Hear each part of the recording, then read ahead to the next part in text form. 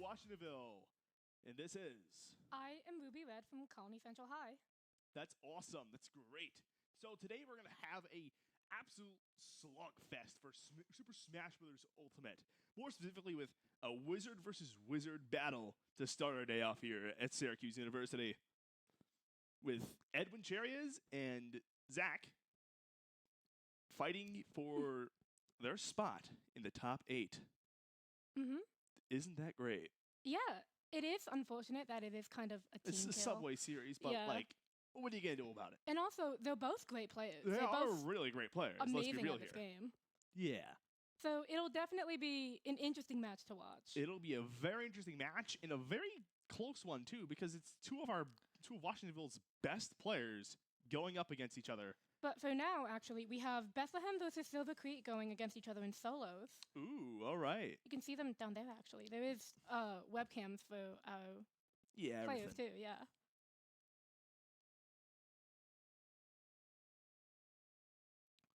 And that's not all. We also have absolutely smashing Rocket League gameplay today. And we have Valorant, too, don't we? I believe so. Yes, we do. Nice.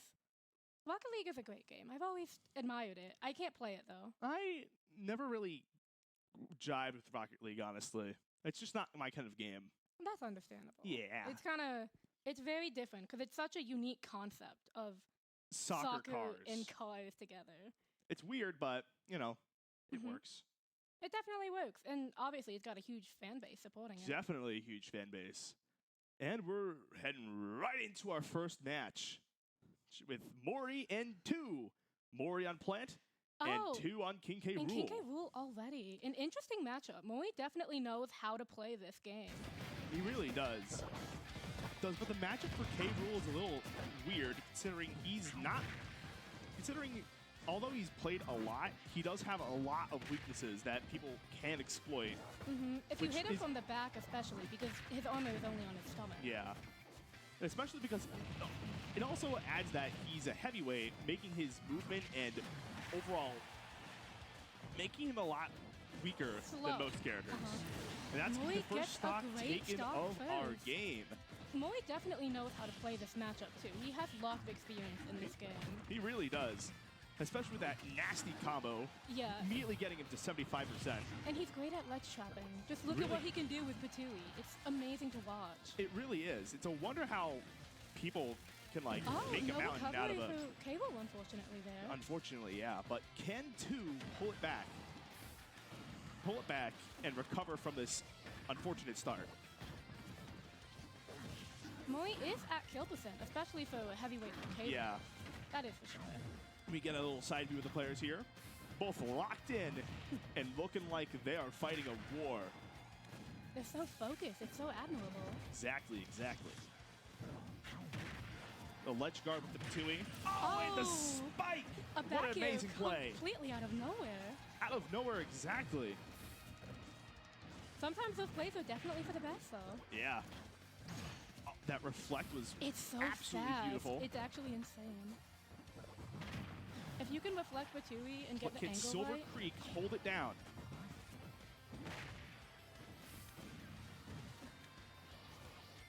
He is a kill percent, and a back air does kill. The back air will kill him. There. That's round 1 of our game. Going to Silver Creek. First. No, Bethlehem. Oh, Bethlehem. Oh, damn. It's all right. Don't worry.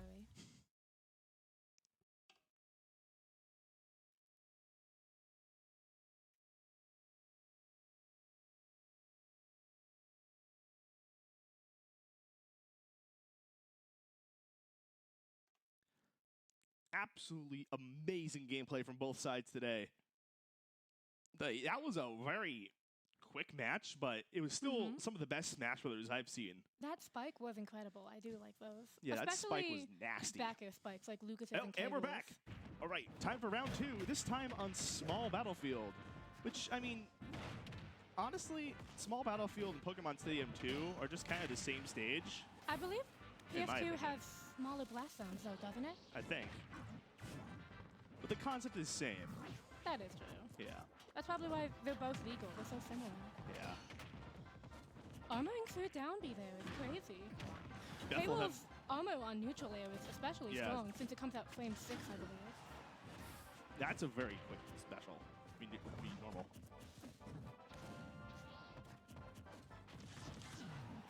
This is a grab, though, and Mori gets him off stage again. It's scary, especially with Cable. Especially with K-Roll, especially considering K-Roll can't really do much against ledge Up throw? trapping. Yep, up throw kills. Up throw's at gonna this kill. point.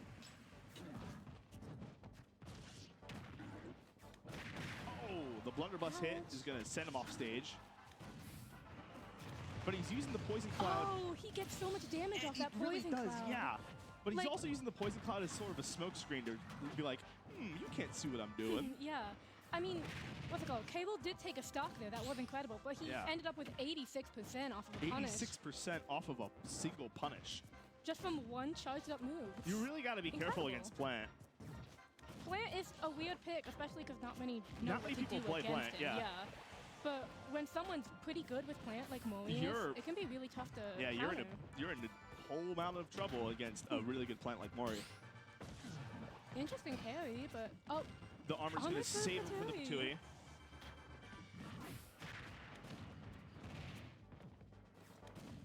Bethlehem's trying to zone him out. they're both so scared of Yeah, getting they're both zoned. super scared of everything right now, but K-Rool's going to lose his crown, which is a huge detriment to him. Poison Cloud does so much damage on his shield, too. Oh, and he gets knocked out by his own crown. What a shocking turn of events. Mori's off stage now. He does Mori's off miss stage. the down air, but, He's going to miss the down air, well, he misses the tech up. and his move gets stuffed by Backside K-Rool's propeller. Doesn't kill here, unfortunately. Unfortunately, yeah. He grabs him mid-air, going Grabs him for mid-air. down throw and up. It Up doesn't tilt doesn't secure the kill. stock. I know Piranha Plant's The a little SDI heavy, was insane. but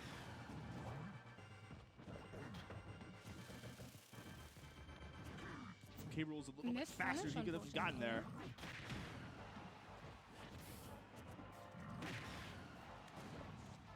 Mori is still living at 172. 172, living on a prayer. Oh! That's going to be a Forward throw nice does kill. forward air from Bethlehem over here. You've got them confused, sorry. Mori's from Bethlehem. Oh, Mori, Cable from is Silver so Creek. weak. Oh, That the shield break! breaks! That's going to be absolutely brutal, and that's going to close out the set. Incredible. Incredible plays, though, from both sides. A 2-0 for Mori. 2-0 for Mori, exactly. That is pretty crazy. You get a little view of the players here in their natural environment. Natural habitat. Natural habitat, exactly. You see our little Syracuse mascot over there in the water bottle. Look at him go. And you could see a general overview of the General entire overview? plaza. One of our coaches is walking by. He's like, "What's up? Hello." These overviews they have are great. I love that you can just see everybody. It's so serene. It's so like scenic. Oh, and there's Alex. He's It gives walking by. you also a background view of something that's not just the not game. really shown, yeah. But overall, amazing gameplay from both sides. Mm-hmm. But it's gonna go to Bethlehem this round.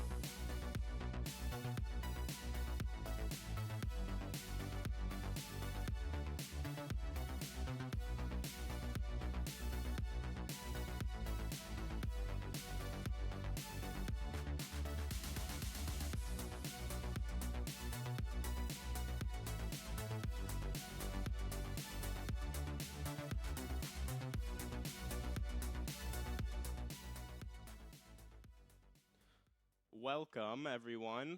We got a great match here. We got Middletown on blue and Queensbury on orange.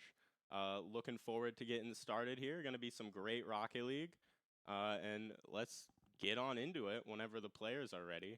And Max, what do you think about this match? This is going to be very entertaining. There's going to be Middletown, Fade, very young, very good.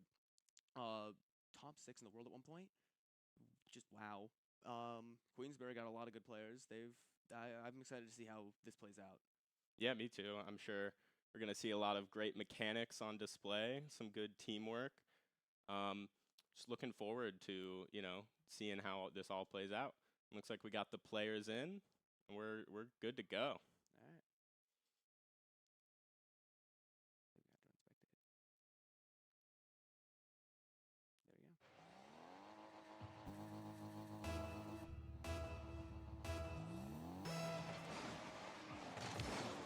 Starting off here, pretty even kickoff. Fade gets a shot on, just wide.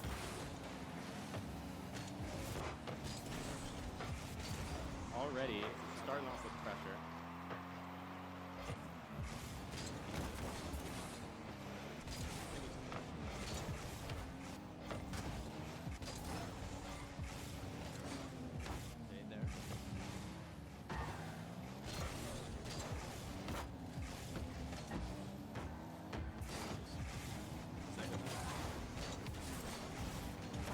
Middletown just holding the pressure.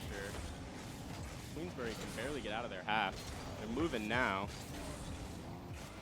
Jibe's going to take it up the wall here. Going for a little solo play. Ball floating. Shot on. Choreo with the goal. Beautiful shot there. Aerial. Great pass from Jibe. Getting it up there. No boost on that. Just a little bouncer. A little changeup. Solid shot on net. Middletown out to an early 1-0 lead. See how Queensbury can respond. He's up in the air. Reset. Oh, so close on that. They're going to stay on it, though. Pop. Fade puts a shot on net. Save by Fade. Sorry, Trendy. Jibe's waiting on Trendy here.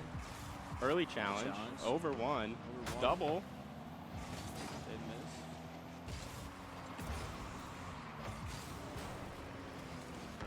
Close on the double. Shot on. Oh my. Fades up. Fade again. Fade puts and wow.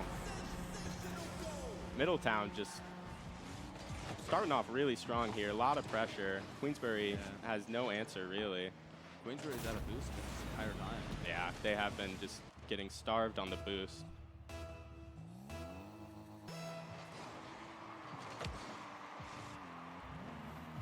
Kickoff in Middletown's favor again.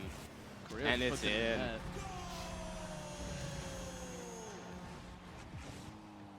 Easy as you like for Correo.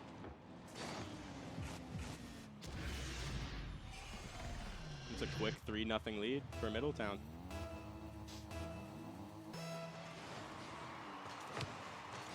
Slow kick off. Oh. Fade trying to get a redirect. Down.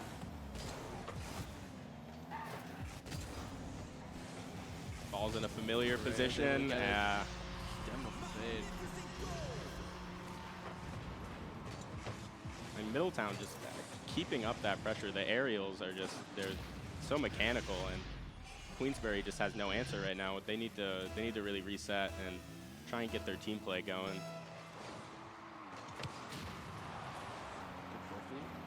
Jib's up. Oh my. Check redirect. Rails up. Bumped off. Ass is gonna roll on in there. The demo just opened up the entire net. Demo's coming out a lot from Middletown here. That's, I think, number 3 from Fade. Yeah, they're doing a great job of just keeping the space.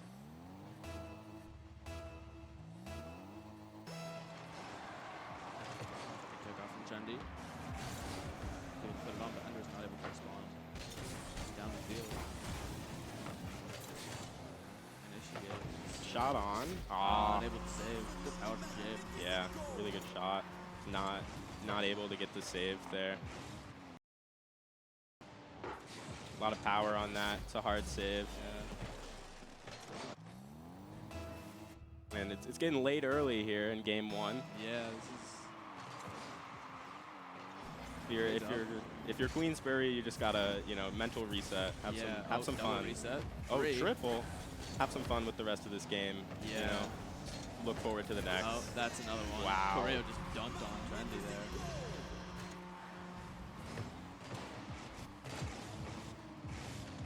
All the players in front of the net there. It's hard to stop the ball from going in when there's three cars in front of the net. And it's 7-0 Middletown. Go for a fake. Fade pops it up. Go for a first one reset. Puts in Oh, that's a beautiful shot into the top left. Fade making up, or sorry, showing up for his titles in SSL, really. Yeah, and we talked about Fade being one of the strongest players here, and he's really showing it right now. Beautiful flip reset into that top left corner. Fake kickoff. Oh, and looks like we have a AFK. Nice connected. Fade is just taking it back. Gonna go for a cross snap? Yes, he is. And Middletown's they're just styling at this point. Stole it from Jabe. Queensbury, they just gotta try and get one, try and get their spirits up. Good save from Ender. Fade's gonna go for a Fade's gonna double go for here. And he's gets got it. Puts it back in the Man. corner. Yeah, I think this game has been out of reach for Queensbury for A little bit. a little bit now, and they're Very just, unfortunate. yeah. But Queensbury's playing their best. and Middletown is they're having an absolute day here. Queensbury just gonna have to. Fade is a double demo. Oh my! Off the kickoff. Correa a ton of space. And he's gonna go Looking up for for the that. save. Fade's gonna put it on net. Ah, that's hard to save, man. Fade is having a game. 5 goals for the man. Fade is really taking every advantage he can. He is a beautiful double there. It's just that's so hard to save. Yeah. Pre-jump the only way to stop that, really. And so, Max, if you're Queensbury, what are you thinking for the next game? What do you think their strat should be? I would honestly be thinking a little bit more Another one goes in. because they're doing a lot of near post and Yeah. it's getting them punished. They're also not committing to.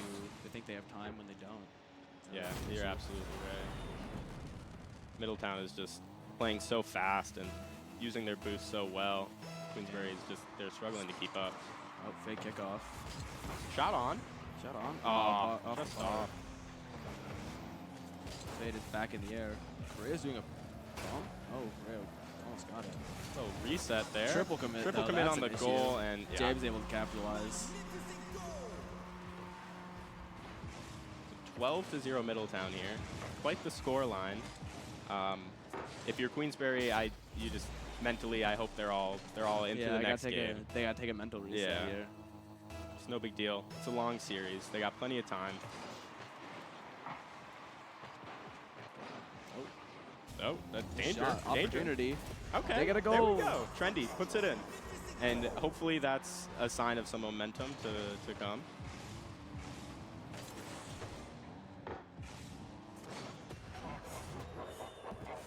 Good shot on. Good power. Queensbury will not be shut out. Going for a fake. Initiate gets past him. It pops up. Jabe is there. Just Oh, barely going for misses. a crazy pre-jump play there. Jabe gets another hit. Puts it middle to Correa. Ah, he just misses. Middletown keeping pressure here. Yep. Oh, he has a chance to fade. Oh, just Off off the post. side. They're constantly, they're on top of each other. We can go for another good shot. Good save. Trendy's there. Middletown back James on up. it. And I think the boost management is Queensbury's biggest problem right now. Yeah, they're often just flat out. Yeah, no boost on defense is just never a good recipe. Boost and communication are big issues for them. Yeah, it seems like, you know, they're just trying to get the ball away from their net and not really thinking beyond that, you know. Fortunate flick from Trendy. Clock winds down Keep it up. here. Nah, they just can't. That's the end of game 1. Yeah, Middletown really dominating that game.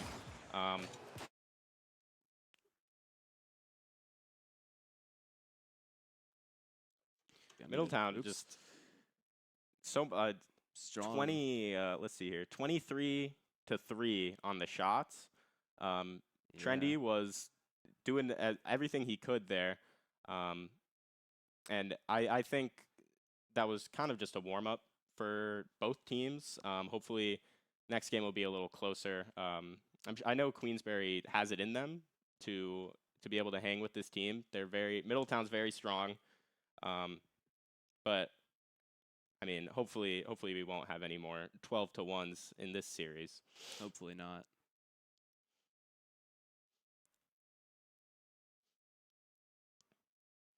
Oh, I think it's putting on a 30 up.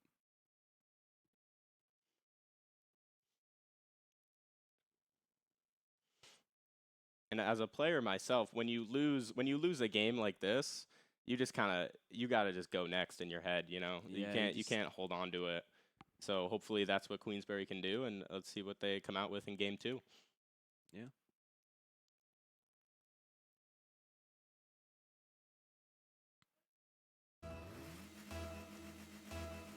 Alright, getting right on into it here.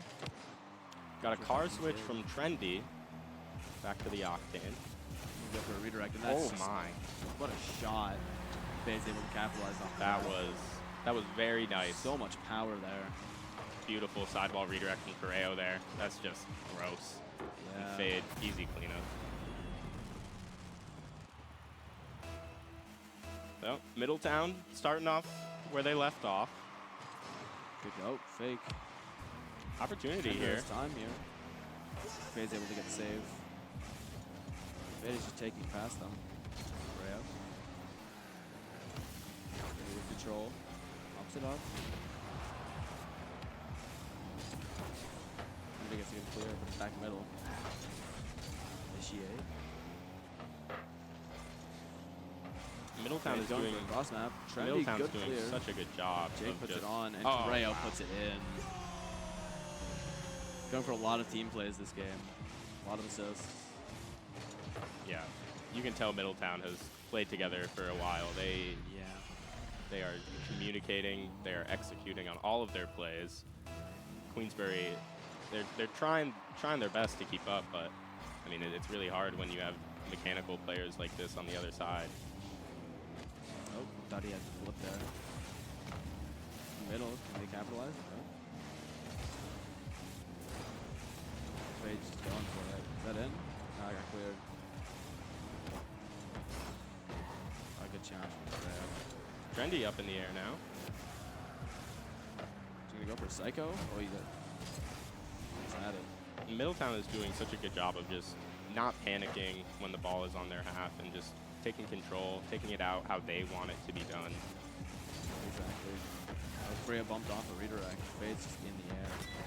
Oh, wow, off the post. No chance there. Time here for Queensbury to make something happen. See what they can do. Andrew puts it off the wall straight to Correo. Trendy bumped out of the way. James with the low there. Still Oh, goes in the no. net. Initiate had no boost. Yeah, Not able to make a miscommunication in save. the net there. And that shot just rolls on in.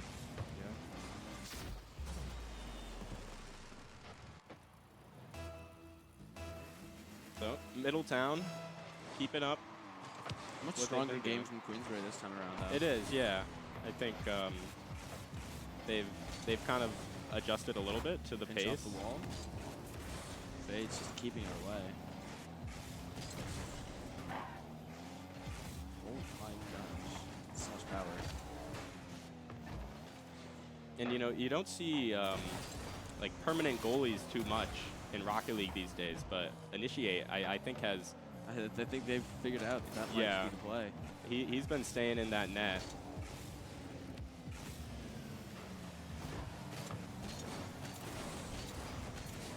Fade gonna take this up the wall here. Let's see what he does. Probably gonna... Oh, Correo just comes and bodies him away. Jib's making sure he keeps it on net though. And Fade's just putting it in. it's such a tough position to be in if you're trendy. Yeah. Got to get that ball out, but there's nowhere else to hit it besides across the net. And Yeah. Fade, knowing that, just waiting there. Yeah.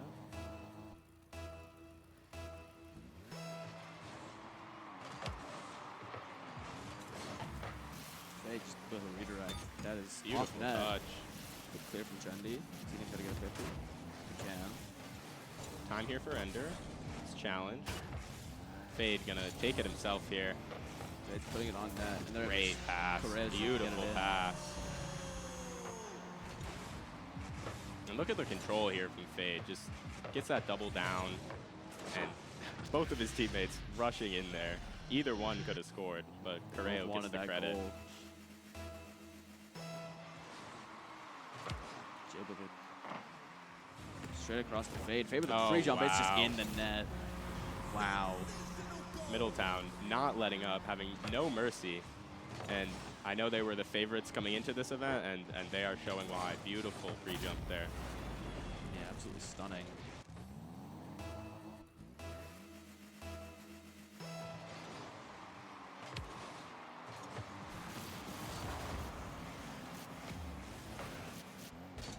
Ender with some time here. Unable to get a good touch. Gonna be a shot on. Jabe's gonna put that on, but it's Not on in. post. A bit of space. Oh, bump Trent. Bump Fade. 50 Jabe's Where he's on. got to get that ball out. Another 50 out. Trendy on it. Keeping control. Oh, it's down. Can Ender get there? Beaten by It's Korea. on initiate. Good clear out. Jabe's gonna try to get it up. Can put it on middle. Oh, it's down the net, and no one's able to capitalize. Jive has all the time in the world here to control this and take it how he wants it. Interesting spot to put it, but no one's able to capitalize. They don't have that third that would be crucial for a good challenge there. You know, you would think Middletown has like unlimited boost or something. They are just all over. Good save from Ender.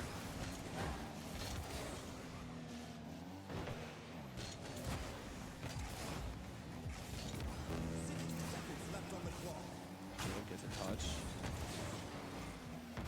Should be trying his best to keep up with them. And as the time ticks down here, Fade gonna go for a redirect? Oh my. so Almost had close it. on the Psycho there. As the time winds down here, I think if you're Queensbury, I mean, this was definitely a better game for them. Yeah, Their 100%. defense was a lot stronger, but you need to think about controlling the ball and Maybe trying- not having a defender.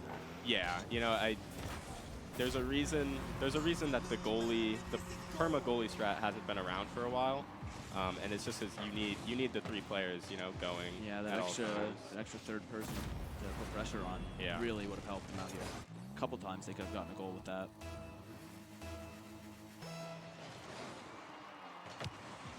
Double fake.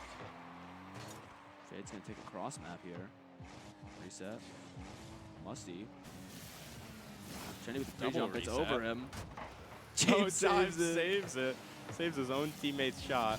I respect Can't it. cannot let Fade have all the spotlight. He's gonna pass it to Fade by the looks of it. Oh, not able to. Oh, on the net. In the net. Wow. Solid 0-second goal from Fade or Correo there. I think that just kind of sums up how these first two games have went. Yeah, it's been tough. I think Middletown 20 goals to 1 in these first two games. Better defense from Queensbury there. Absolutely. I mean, if you're Queensbury, you just gotta try and have some fun with it. It's a very Yeah. hard series. Middletown, you know, they are the favorites from what I heard. Yeah. And they're showing why. Fade, Fade, Correo. Correo, Jabe even. Yeah, even they though he all saved have his own teammate's shot. crazy mechanics, and Middletown going into this semifinals has only ever lost 1 round. wow. So they've been hard to beat this entire year, and last year too. They didn't lose a single one last year. And you can see that RLCS 2025 Challenger tag that Fade is wearing. It's not easy to get. No, you need to be the top 64 teams. I believe so. It's top 64 in North America. Yeah. So that puts him firmly in Firmly the above- top. Yeah. Firmly above in a lot of top. the players. Yeah. Honestly, Queensbury, if they figure out where the rotations are off and where Middletown is capitalizing on them, they can do pretty well. Yeah, I think Queensbury has a shot at making these games close. Middletown, though, their mechanics are just so strong. Yep. Oh, that's dangerous. But no one's there to capitalize. Yeah. Initiate is off. Ender tries to get challenged. And car switch from Ender. Back to the Fennec for Trendy by the looks of it. Yeah. Correa with a pre-jump. Just unable to get it. Fade. Just going to take Fade's it. going to dribble out here, go for a... He's going to pop it up in the air. Can Ender catch it? Ender can. He's dead, though. Just open Jabe. Fade is taking it back to around the net. Miscommunication here. He's taking it Yeah. around town.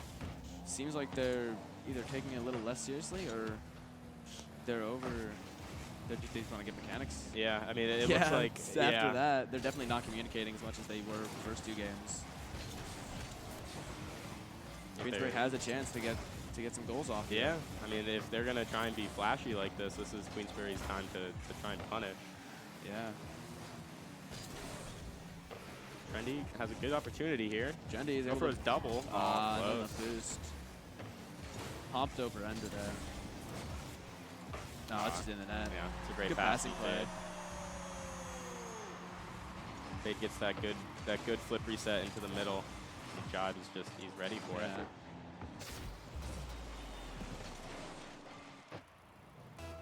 They've So gone long. hard. This is as long as they've been without a goal, though. This is true. It's a good start for Queensbury. Good kickoff. Fade's there. Off the ceiling. Down to Correa. Tough spot for them to be in. But That's gonna Jabe roll in. bumps it into Correa. Little team pool shot there. Bumps into Correo, and the ball is Not just sure if that was bounces in. intentional or not, but it works. Oh, 100% intentional. Whatever it was, it worked.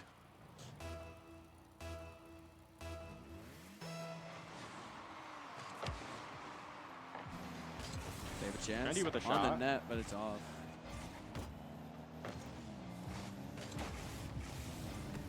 Just going back down the net. Ender gets a good challenge. Jabe's up for that. Jenny taking all the pads. Correa or Fade that gets the ball here? Correo's going to take it across the field. He just gets it past 1. Goes for a reset. Doesn't get it. Chendi able to get it up, but Jabe and Fade are there. They can try to do something together. They cannot. A little bit of they're playing with too aggro. Yeah, Could be they're up kind of overcooking it right now, but Oh, it Fade's just doesn't seem putting like it in. Queensbury can punish them, and it looks like the floodgates have Yeah. opened again. Queensbury got a bit jumbled in the corner there. Definitely was not a good spot to be in. Yeah, I think Queensbury they need to try and when they get the ball into Middletown's half, they need to try and keep it there. You know, Yeah.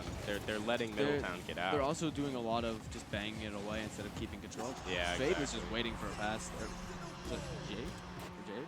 Who was that? It was Jabe in the air. They're both just they're all over each other, and Yeah. Queensbury just no answer. Jabe wanted to go for some funky little shot there. Oh, they're double faking again. Jabe puts it to the left. Fade takes it to the corner. He's going to go for another cross map. Fade really likes the cross map. He does, and he's good at them. Yeah, he's putting it in the net. That's, Oh, Correa put it in, but that's gross. Not much you can Yeah. do there. only just hope and pray that you can get in the air. But Fade neither of gets them had the the boost reset. to. Correo's, he's just there. He's ready. Yeah. Queensbury, they can't read that. It's looking like game 3. It's going to be a similar story to games 1 and 2. Still half a game left, so. Another on the net. That's a beautiful Oh, musty. been able to put it what on, a and was able to save. save it. Putting it back into the corner. Correo's going to get cross map this time. Oh, no, never mind. But, you know, it's just like that. Queensbury gets a crazy save, and that definitely caught Middletown off, but they're not able to capitalize because they have no boost yeah. this entire time. Middletown's just able to take it right back and resume. Almost a crazy double there from Trendy. A little bit of committing. Oh, Correo with a demo. Fade Fade's has it. gonna He's go for going for a musty. flick. Off the post again. And Drew can try to get something. He can. A lot of time here. Jenny in the air. Yeah, that's a good That's shot. just in the net. Wow. Wow. That's a good shot from Correo. What a Ronzi. Correo, 4 goals now in this game. 4 goals on 3 shots. So he is shooting over 100%. You love to see that.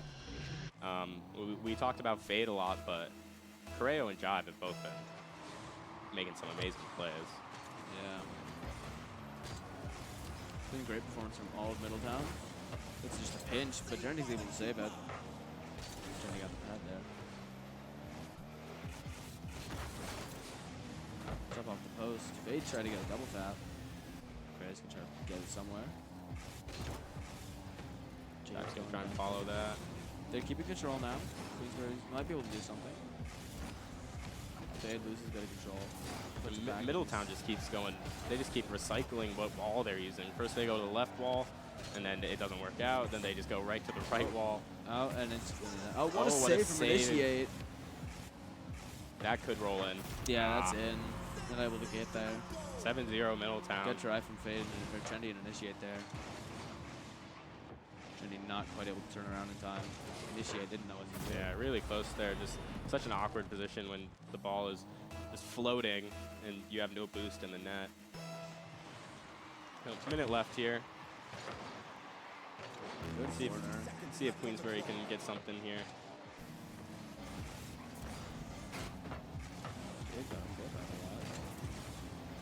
It's over Trendy. It's just in That's the net. it.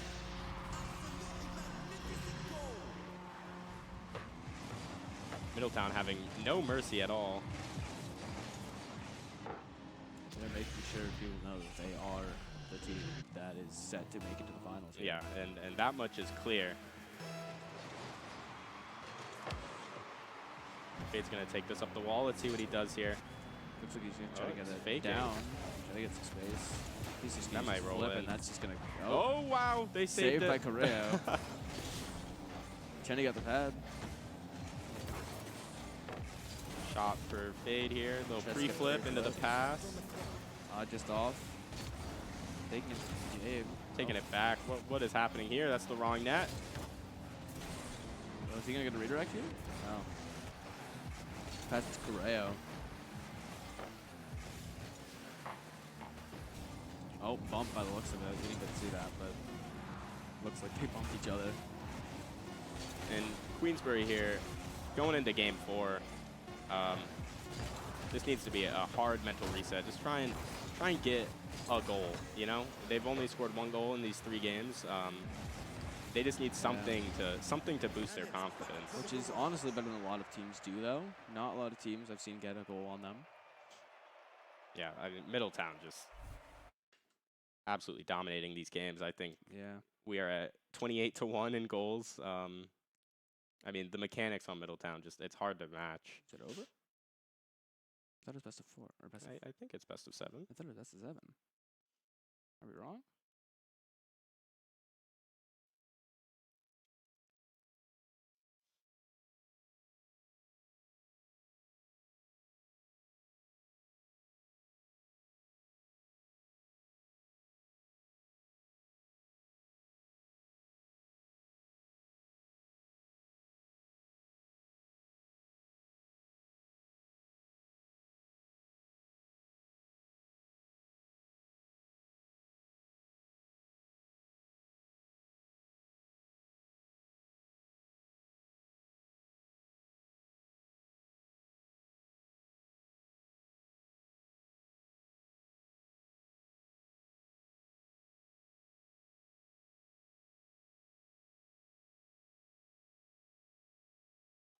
All right, we are getting into game 4 here. 3-0 lead for Middletown. Let's see if Queensbury can get something going here. Yeah. Just waiting for the players to join up. It Sit looks back like we're down. missing one. Oh, no. Oh, We're going to have to restart the lobby here. Yep. Everybody out. Everybody out. Restart the lobby. Thought it was over. Turns out it's not. Well, Confusing there. Because I guess it was probably because Smash was best of 3, right? yeah, I would assume Or it best was. Best of 5? Best of 5. Well, Queensbury, We one are more back. shot to prove themselves. Yeah. Middletown definitely just Match looking to point put it here. away here. Yeah. Wonder if they'll go where they went game 2 and we're going for like fancy shots and going for clips and stuff, or if they're gonna go for something like 1 and 3 where they were just putting it in the net. Yeah. Either way, it'll be fun to see how they perform.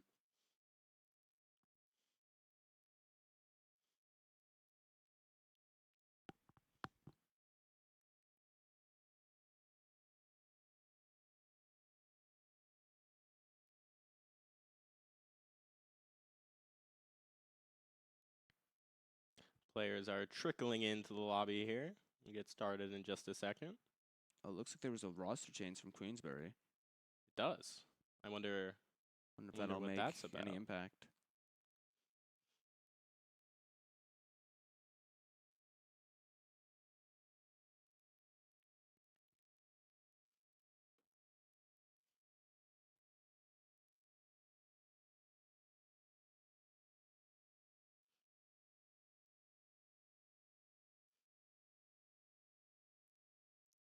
All right, so we got Fairy Girl Nola taking the place, and let's see how they do.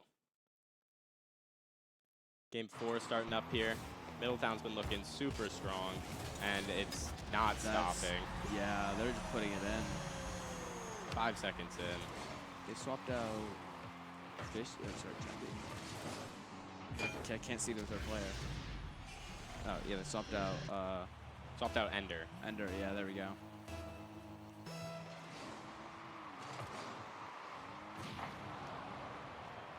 Demo onto Queensbury, It's putting it up. and they're just taking it. Trendy gets a save. Beautiful save from Trendy there, being able to match fade in the air. A little bit of overcommitting. They can turn around now. Freya's just gonna try to. Oh, miscommunication again. Pinch out. Jive has all the time he wants here, though. Oh, misses, not able to get misses it, though. touch. Could be a shot here. No Not boost. able. Odd This is bump going to there. fall on Trendy here. Trendy's a bit sad. Jive, no boost. Going to follow this. Dangerous touch. Freya's up in the air. Not able to Save put from in though. Trendy. Trendy's been all over the defense. Trendy has been the all-star of Queensbury. He has, honestly. yeah. He's been saving them numerous times. No miss for Freya there. Trendy's Trendy in off the the air. ceiling.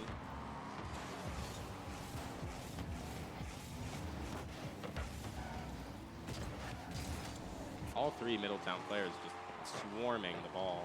Yeah. They want their goals. They want their stats to go up.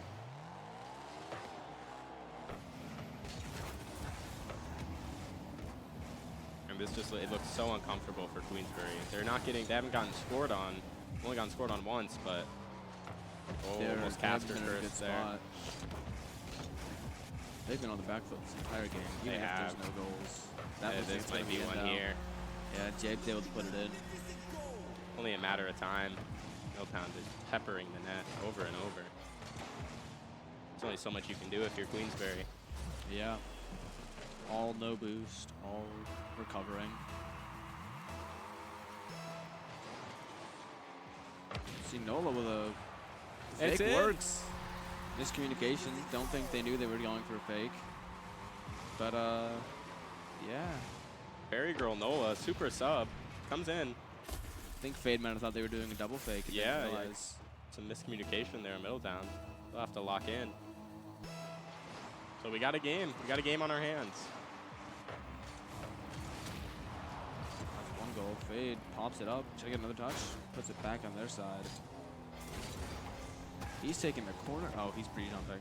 And Queensbury Yeah. is not able to punish the misplays from Middletown. It's a good shot there. Trendy's there. Yet again, Trendy there Fade for is the in save. the air. Fade. No, can't quite get there. Bumping Trendy a lot. Heavy bumps. Free flip. Puts it middle. Correa's not able to get there because no boost. Fade's able to get the Fade's turnaround, there. Put it in. Fade's doing such a good job of just getting a touch into the middle, resetting, being ready for whatever the next touch Yeah. that he needs to get is just right here. Fade's a one-man team out here. He's passing to himself, all the stuff. And Middletown as a whole, they're working together so well. You know, Yeah. they never look out of position. They never look uncomfortable. But here we go. Trendy's able to put it in. Good shot. Queensbury answering off the kickoff here. That might be their bread and butter. Yeah. It's a nice shot. Correa Nice shot can't Correa was reach able it. to recover from. So 3-2 here. It's definitely the closest game we've had so far in game Yeah. 4.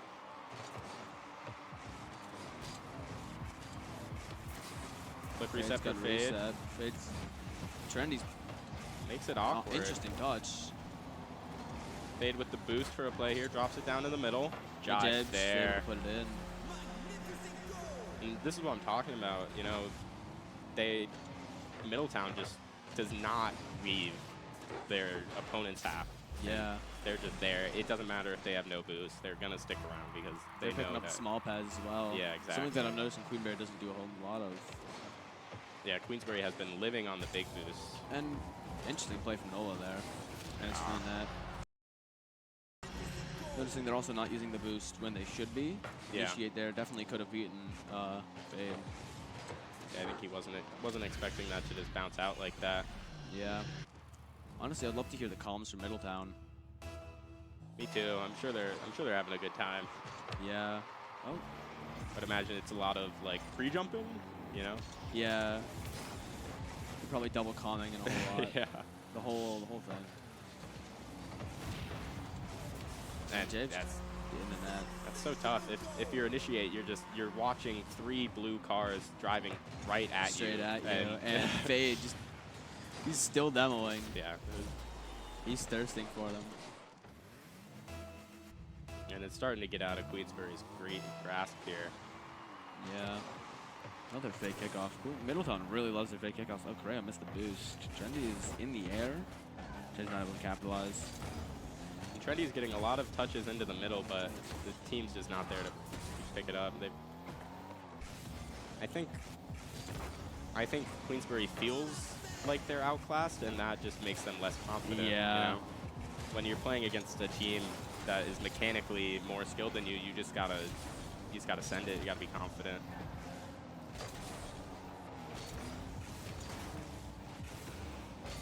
Because by now, 2 years in, Middletown's got themselves a reputation of just being really good. Yeah. You can't sit and be passive. Yeah. Good 50 from Trendy. Fade's not able to get anything there. Nola's not able to capitalize though. Jay puts it in the corner, steals the boost from Fade. Fade's messing with his wave dash. Trendy. Dangerous for Middletown here. Correa gets it out. Not really able to capitalize there. 60 seconds left on the clock. Good save from Initiate there. He's able to stay on it. He Shots stopped, on though. again. Good save again. Initiate definitely playing a lot better than he was the first 3 games. Fade is just clamoring that ball. Trendy, with Trendy on possession. it. Looking for a fake Can't here. really see if they're going to 50 or not. Good save from Trendy again. He's back. What a recovery. Trendy just all over the place for his team, doing everything he can. Oh, Fade But tried to this get might be a goal shot. here. they Oh, missed. wow. Correa missed. Nola has her chance. Oh, Jeb's going to take it though. As the Fade's time taking winds it. down Is he here. going to get double tap here? Oh, wow. Just off. Honestly, very, very brutal game 4 here. Yeah. Queensbury is no Definitely answers. Queensbury's best though. It was their best game here. Just still Two no good answer. kickoff goals. Definitely making better advantages of Middletown's mistakes.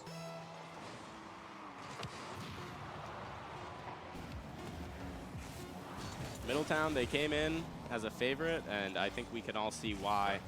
Yeah. They just totally dominated this series. Good games to both teams. Middletown Yeah. taking the dub here. Queensbury, unfortunate loss there. Good effort, Yeah. but that'll do it for this series.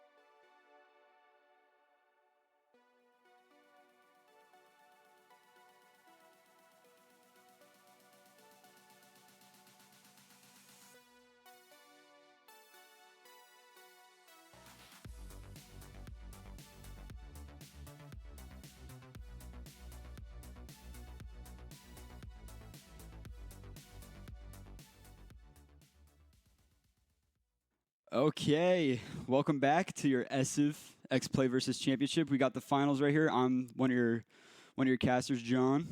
And I'm Daniel, and we got a good matchup here. We got the Middletown Ballers on the blue team versus the Washingtonville Wizards here on the orange team. And this is for the 2025 state championship. Should be a good series. Both teams looking really strong in their semifinal matches. And yeah, let's get right into this. Yeah, we're getting into a Champions Field final game, best of 7. Both seeds, Ballers were number 1 seed and Wizards number 2 seed going into the original tournament for the playoffs. So it's looking like it's going to be a really close game. And Middletown absolutely showed why they were the first seed in that first series. Absolute domination. I think the final goals was like 30-3 or something. Yeah, it was pretty dominant. And Fade was having an absolute series. Let's see if we can keep Fade that and up. Carrillo had a day to themselves, going for crazy team plays. We're looking to see some of that in this game now as we get started. Game 1. All right, here we go.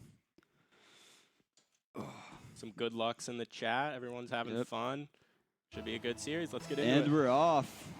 Kickoff going in favor of Wizards. Fade immediately on the ball. It's looking like it's going to the Washingtonville corner. I'm excited to see this match. It's going to be a great match to watch and commentate. These players are amazing. Yeah, me too.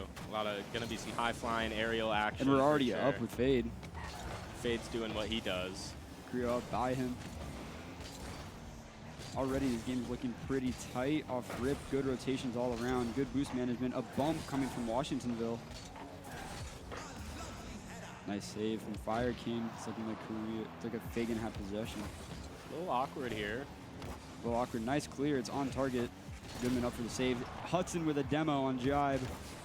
That's going to slow down the play a little bit. It definitely will as Carrillo's up to put it on target. And it's in for goal 1. Some miscommunication, it looked like, on the goal line there. I don't know. Maybe they just had no boost. Yeah, both players, no boost. Just could not get to that.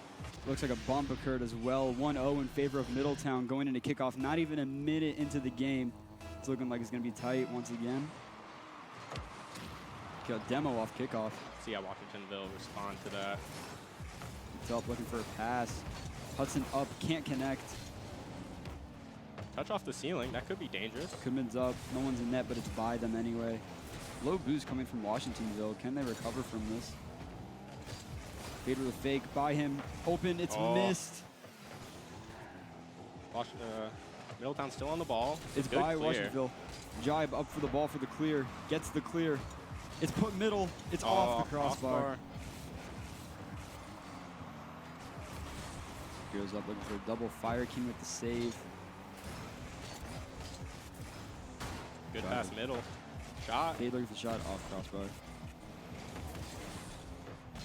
Really good offense, keeping the pressure on. Exactly. They can't seem to get rid of it. It's almost on target again.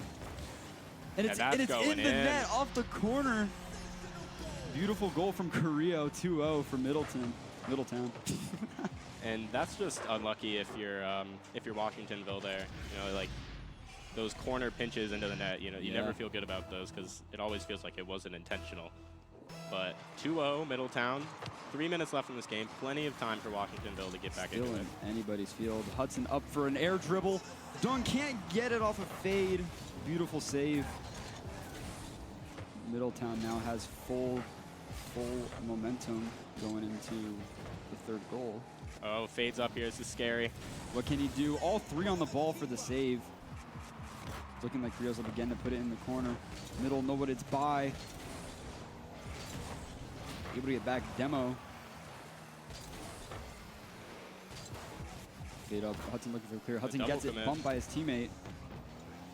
It's looking like Carrillo's up to send it middle. Still middle. Goodman up. Fade waiting mid. He's going to try Fade up again going here. for a reset. Gets the reset. Doesn't go nowhere. Jive, however, middle. So double demo. One from both sides. And Middletown is just doing such a good job of just keeping Washingtonville trapped in their half. So much pressure. Washingtonville can't seem to keep him at bay. And it seems like every time Washingtonville gets the ball out, it just comes right back. Yeah, they're playing again with ping pong right now. Looking for a goal here. Oh, It's off the corner. Goodman can't secure it. Fade up the wall, hitting it middle. Can't anything connect. A bump coming. Easy save for Goodman and Hudson. McCreo's going for a clear. Goodman up for the ball. In the corner, Fade looking for a good redirect. touch. It's middle. Hudson clears it. Jibe up. Can he make anything happen? Really awkward Double here. commit once again. Hudson's up to clear it. Fade looking for that. Can't read. Jibe up. Demo coming from Fire King. Hudson's up looking for it. Jibe. Save. Demoed. It's missed middle. Carrillo Oh, and this Fade is looking for an awkward. attack. Low boost on Fire King, and it's in Oh, the what net. a Beautiful shot goal from from Fade. Fade. Little- Sealing the, making the game even tighter. 3-0. Minute left on the clock. Beautiful flick coming from Fade to seal the deal on that goal. Middletown Ballers are sitting pretty here. 3 goals in a minute. It's hard to do, especially against a team like Middletown. It's looking like it's already on their side again. Hudson hits the quarter. Fade coming from the demo. And it's open, and it's another goal 4-0. from Jibe. We're going 4-0. Not even 10 seconds into the play, and already another goal into their net. Middletown is doing such a good job of peppering the net and just making Washingtonville uncomfortable on their half. Middletown just needs to play good defense, play solid as they have been, and it's looking like it's in, but Fade's going up again. Going for a reset, can't get the 50. Demos coming out from both sides all around. Jibe with the ball. Looking for something here. Goodman gonna take this out. Gets dunked. Gained by Jibe. Jibe hits it middle, looking for something. Carrillo there. Carrillo's up. Washingtonville, low boost. Can they connect? And it's looking like What Carrillo! a shot from Carrillo. Beautiful goal, double tap. 30 seconds left. 5-0 for the Middletown Ballers. And just look at the control there. Beautiful double tap. Low on Sneaks his boost as way. well. Yeah. This is Snuck a his beautiful way. play. It's looking like that might have sealed the deal for Washingtonville. They need something to connect right now, but it doesn't look like they're going to get it. Like this- All 3 players on Middletown just having great games. having a beautiful day, but it's looking like they could get something going, but I don't think there's enough time anyway. So I think if you're Washingtonville going into this next game, you just got to reset. Know that Middletown is fast and they're mechanical, and you have to maybe look for demos, try to open up some space, and you just got to get up and challenge faster. They're getting punished. Going for a 0-second goal. They're not going to get it. Keeping the ball up. Long 0-second time. Going for style points here. Once this Not ball necessary. drops, it is all over. Yeah, nail in the coffin. So far, series is 1-0 in favor of Middletown. It's looking like it's going to be a beautiful series entirely. And that was just very well played by Middletown. It felt like they had control that whole time. I can't see the shot tallies right now, but oh, there we go. 15-3 in favor of Middletown on the shots. So that really just paints the picture of how this game went. It shows how dominant the offense is, with really Washingtonville not really being able to get that many shots on target, with even less connecting.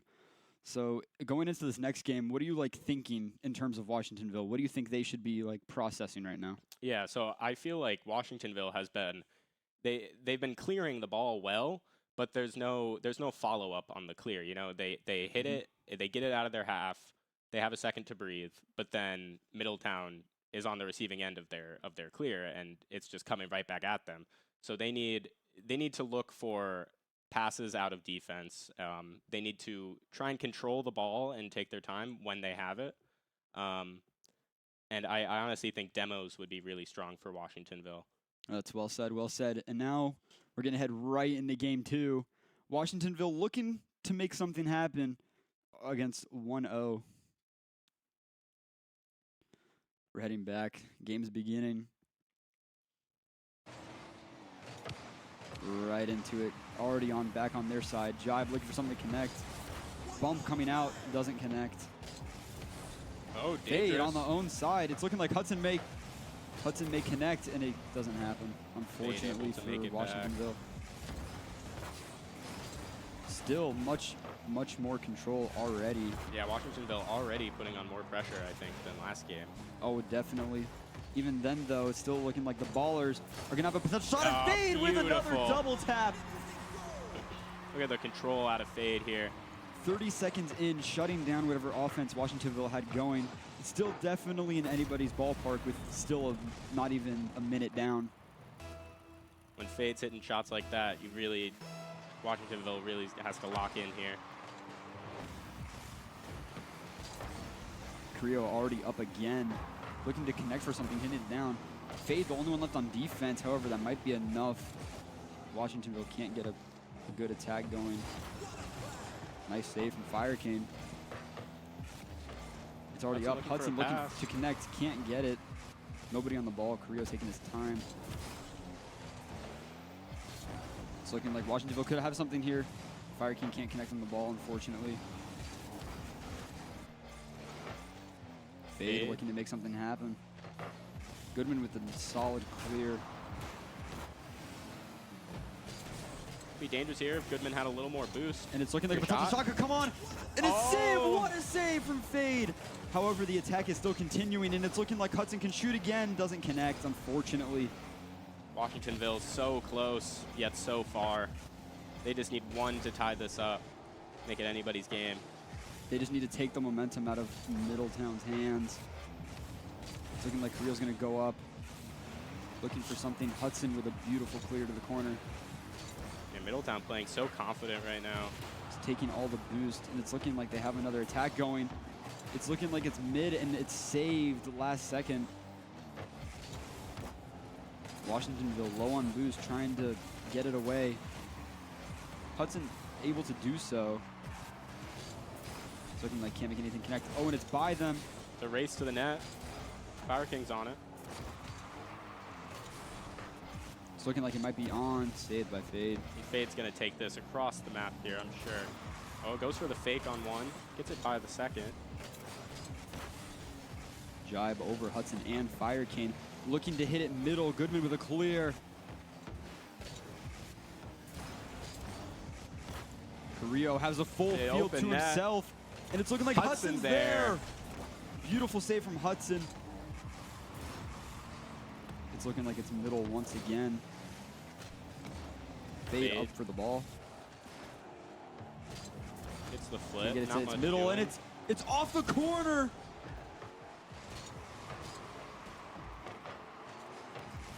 Such a close game right now. Already. Both teams just cannot find the net, only finding the crossbar. So looking like it looks like Middletown has an attack though. Can't make it connect. Washingtonville putting up numbers on the defense. It's looking like Carrillo. They have an attack going. Could be a double here. With Fade middle waiting. Can they clear it? They can. Hudson with a clear and a counter attack. Real opportunity here. Looking like you're gonna go middle. So close on that.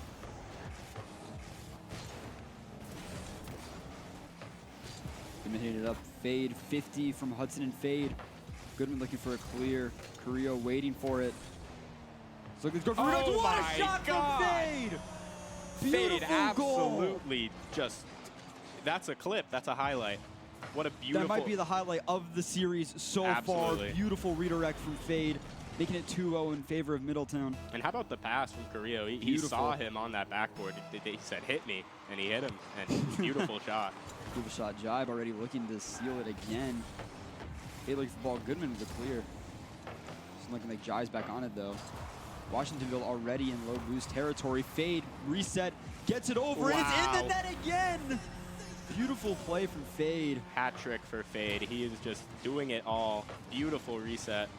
And just gets that touch over. Over all three defenders. Beautiful play. 3-0 going into 1 minute remaining. Washingtonville can make something happen still. It's still anyone's game. However, the momentum shift is definitely necessary. Demo coming from Goodman and a 50. Hudson up for the ball. Can't connect. Fade already up, and it's in the net Beautiful. once again with a bump from Carrillo. 4-0 in favor of Middletown. Absolute banger of a shot here. Right down the middle. Just power, beautiful bump from Carrillo to seal the deal on that. We have a minute left going into this kickoff.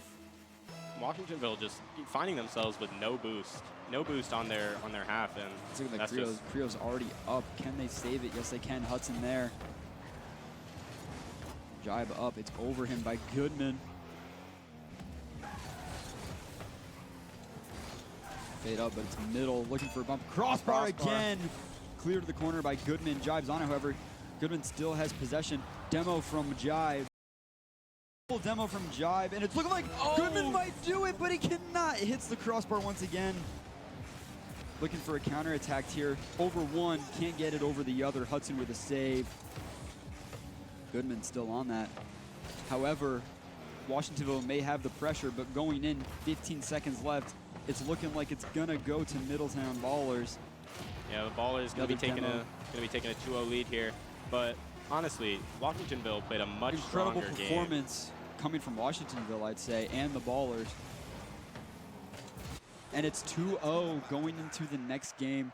Beautiful game, very, very, very tight first half of the game. However, that last 2 minutes, it just seemed to fall apart. Yeah, Fade just, he unleashed. He 808 points Yeah. from Fade. Beautiful performance, honestly. So definitely a tighter game for the first half. However, very obviously it slowed down. Beautiful defense from Washingtonville and the Ballers, keeping it tight. So after these first two performances, I know you coach Rocket League. Yes. So what would be your perspective? You just saw what happened. You saw how close it was. What are you trying to tell your team going into this? So if I'm Washingtonville, I'm trying to give Fade absolutely no space on the ball.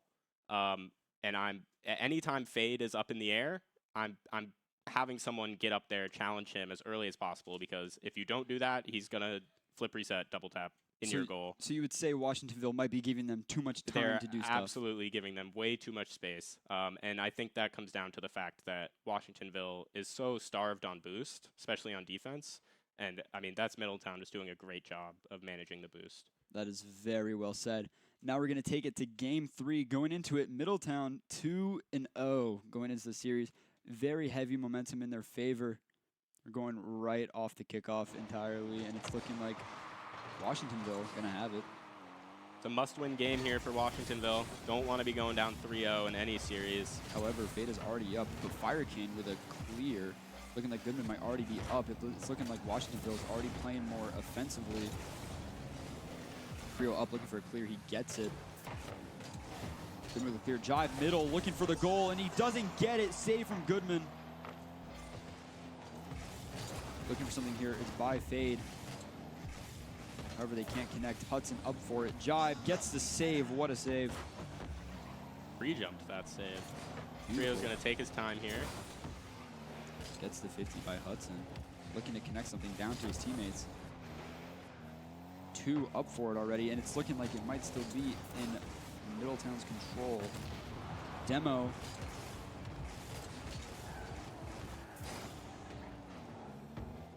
Just going slow in the corner here. Looking like to take it out. Jibe. Hudson waiting for it. Can he make anything happen? Hudson gets a touch middle, and he's shooting it. Oh, the Can't demo get on the Goodman connection. just, it took so much pressure off of that play. Beautiful play. It's looking like it's on target. Goodman can get the touch. Jibe looking for a demo, cannot get it. With a clear Fade on it, it's by. What a save from Fire King, preventing the goal. It's looking like Fade's gonna be up for it. Fire King with a clear, but there's 2 middle. Triple commit. Yeah, I think Washingtonville is kind of panicking on defense a little bit sometimes. That's what happens when you have no boost. They might be lacking on communication, Exactly, but yeah. the double commits and triple commits are happening, and Jibe's going for a shot. Can't get it. Beautiful Hudson save. with a save. Carrillo waiting middle, however, Fire King on low boost, and it's by Oh, him. wow. Beautiful play from Carrillo. 1-0 Middletown Ballers. Just staying with this ball here. Gets the first touch. Fire King is not ready for that second touch. Low boost is just a bad recipe for disaster. It's looking like it's going to be 1-0. Already the momentum clearly showing who's in favor to win. And Middletown, once again, starting off with the lead. Faking the kickoff. Fade taking his own corner. Pinch from Jibe and Fade. Looking for the clear, and they get it. Looking like Fire King's going to take it mid for the clear. Looking like Hudson's trying to get something going. Potential double tap going down from the ceiling. Goodman's there. Can't connect. Oh, that was a good idea. And it's looking like it's Ah, in the it's net. open. Beautiful pass from Jibe right to Carrillo. Beautiful redirect. Sealing that goal 2-0. And I like the idea there from Washingtonville, just trying to get like a light touch to a teammate in front of the net, but teammate wasn't ready. And that just teed up Middletown for a quick 1-2 counterattack. Nobody was ready to defend that, unfortunately, for Washingtonville, which would have been a beautiful play had it connected. But right off, we're going right back to the madness, and it's looking like it's going to be taken to the corner by Goodman. Boost doesn't spawn from him, unfortunately. He can't make anything happen. Jibe waiting there. It's already mid off the crossbar. Oh. Own goal from Fire King. Very unfortunate, however, for Middletown. They are celebrating already. It's 3-0. Yeah, you hate to see that. That's so awkward, you know, because he has to jump at that. Otherwise, it's just middle in the net. Yeah, it's so awkward. Very unfortunate play. We're going straight back into it. Rio already having possession, going for a team play with Fade. Nothing seems to come out of it. Washingtonville with a solid clear. Jibe shuts it down. Jibe looking for a demo, can't get it. Goodman looking for a counterattack. Fade with a clear to the corner. Somebody's going to redirect it. Rio getting a Carrillo. redirect. This is dangerous. Oh, whiff Carrillo on the can't ball. connect with it. Goodman able to get the clear, and it's an open net. Fade gets back just in time. There is still time here for Middletown, or for Washingtonville rather. To But it's try looking and, like a try and demo, get it and it's going. by. Wonderful clear. It's looking like they may have a counterattack. However, they all don't have the boost to do this. Demo coming from Carrillo. It's a trade. It's a 1v1 with Fade and Fire King, but Hudson gets back What to a save him. save. Looking like, however, Middletown is still looking for an attack to put up. Yeah, they are unrelenting. Washingtonville needs something now within the next 10 seconds if they want to And have a it's chance at looking this like- game.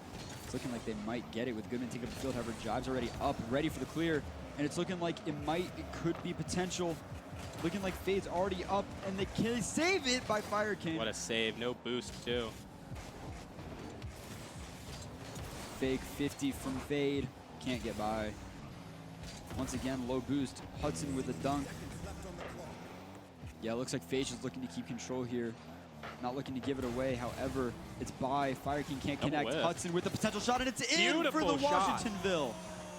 Top right corner. It brings some momentum back. 3-1. And that is exactly what Washingtonville needed right now. Beautiful shot into the top right. Perfect placement, and it's looking like 3-1. Going into the last 50 seconds, still in anybody's hands. If Washingtonville can score soon, it could be a potential game in their favor. Absolutely winnable for Washingtonville. That's however, Fade looking for a pass. It's top mid. Fade Double looking for here. the double squishy save. However, the attack is still occurring. Jibe hitting it middle. Looking for something. Nobody's there. Goodman looking for redirect. Cannot get it. Washingtonville once again low on boost. Pass Looking mid. for a demo. Can't get the bump. Nice shot attempt. However, Fire King's there for that. It's looking like Washingtonville needs to scrounge an attack now, and it's looking like Hudson may be the leader for it. Jibe there for the save, however, and it's hit middle. No one's there to shoot it. Goodman there late. Off It's the- top mid off the crossbar. And it's looking like that might seal the deal for this game as well. Middletown taking a 3-0 lead here. Very, very close in comparison to the previous two games. Progressively getting lower. Really close game, only by 2 goals. Still, many more shots put on target in comparison. Yeah, I mean, good defense from Washingtonville, but it wasn't enough to stop Middletown. They were just firing on all cylinders here. And Washingtonville, backs against the wall. It's now or never for them. They really need to get the comms flowing. They need to play with confidence. And Confidence is much needed here. nothing especially more to with- lose, you know? Especially with the momentum in Middleton's favor. It's looking like they're going to have to take it and push it the opposite direction if they want to make any form of connection to seal the deal on this.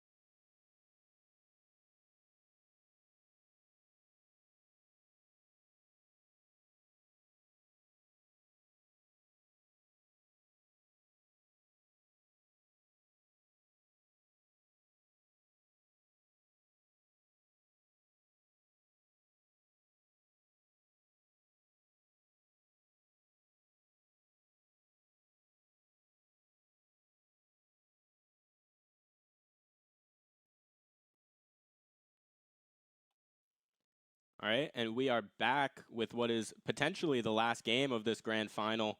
Middletown with a very commanding 3-0 lead here. And Washingtonville looking for the reverse sweep. Here we go. We're into it. Right back in. Washingtonville already taking possession. Demo from Hudson. We've got some We've car got some changes. interesting car designs going on. Getting a little silly with it. A lot of Roadhogs out there. Don't really see that too much in competitive play. Definitely interesting. Creo already looking. What a save from Fire King. Hudson there for the 50. Fire King looking to get a clear out of it. And it's looking like Hudson's going to have it over. Fade ready for it, however. It's looking like Fade can get it over 1. Can he get over 2? He cannot. Fade with a beautiful attempt. Washingtonville putting together an offense right now. Potential shot coming, however, both of them are there to defend it. Washingtonville already seeming to be a little more measured in their approach. Fade can't get it to connect, and it's looking like Fade is already back on the ball. Jibe looking for it, can't find it. Goodman with a free clear. Carrillo's up, however. Looking like Michael middle for Fade, and Fade shoots it on net. Can he get it? It's off crossbar. Jibe looking to finish, cannot. Goodman with a clear. Potential shot, cannot connect. Fade up, Carrillo up as well. Fire King with an easy clear. Can he get it past Jibe? He cannot. Jibe in the middle, can't connect. Carrillo can't connect either. Goodman with a clear. It's looking like Hudson may have a shot on target, and it's looking for the first time this series, Washingtonville is going to be up 1-0 against Middleton Ballers. Game 4. The first team to score has won every game so far this series, so Washingtonville has to hold this. It's looking hopeful for Washingtonville now. The momentum finally shifting. Can they keep it going, though? However, it's looking like an open roller from Carrillo. Right off the kickoff. Immediately responding and shutting down the momentum that they once had. Here? Just didn't make contact on the kickoff. Looking like a miscommunication play, potentially, not being able to get back in time. So we're back. Players in their starting positions. 3:30 left on the clock. Nobody on the kickoff. Hudson there. That lead was very short-lived. Let's see if they can get it back. 51 by Hudson. Carrillo with a clear. Fire King's up for it. It's on target. Fade with a save. Fire King back up. Hudson up as well. Cannot make it connect, unfortunately. So looking like it's still in their corner, however. Washingtonville may still have a chance to fight this as they're robbing Middletown of their boost at the moment. Looking like Fade gonna get a clear, however. Carrillo up for a redirect. Cannot get it, unfortunately. So close to getting the perfect touch there. That would have been a crazy shot. Been a beautiful play. It's middle. Goodman up for it. Fade beat him to the ball. Fade looking for another touch. Cannot get it. It's missed. Hudson there. Demo from Fade. Fade put it on target. Hudson with the save. Goodman with another save. Saving the shot from Carrillo. Carrillo still up. Fade following. Can he make something happen? Flip reset coming out of Fade over. Hudson there. Looking like trying to make a play. Hudson going for the drop pass. Down. And you know, it's Middletown just getting these touches, keeping it high, and Washingtonville just keeps banging it back, and then it always gets intercepted in the midfield. Away. Fade is there to shoot the ball, though.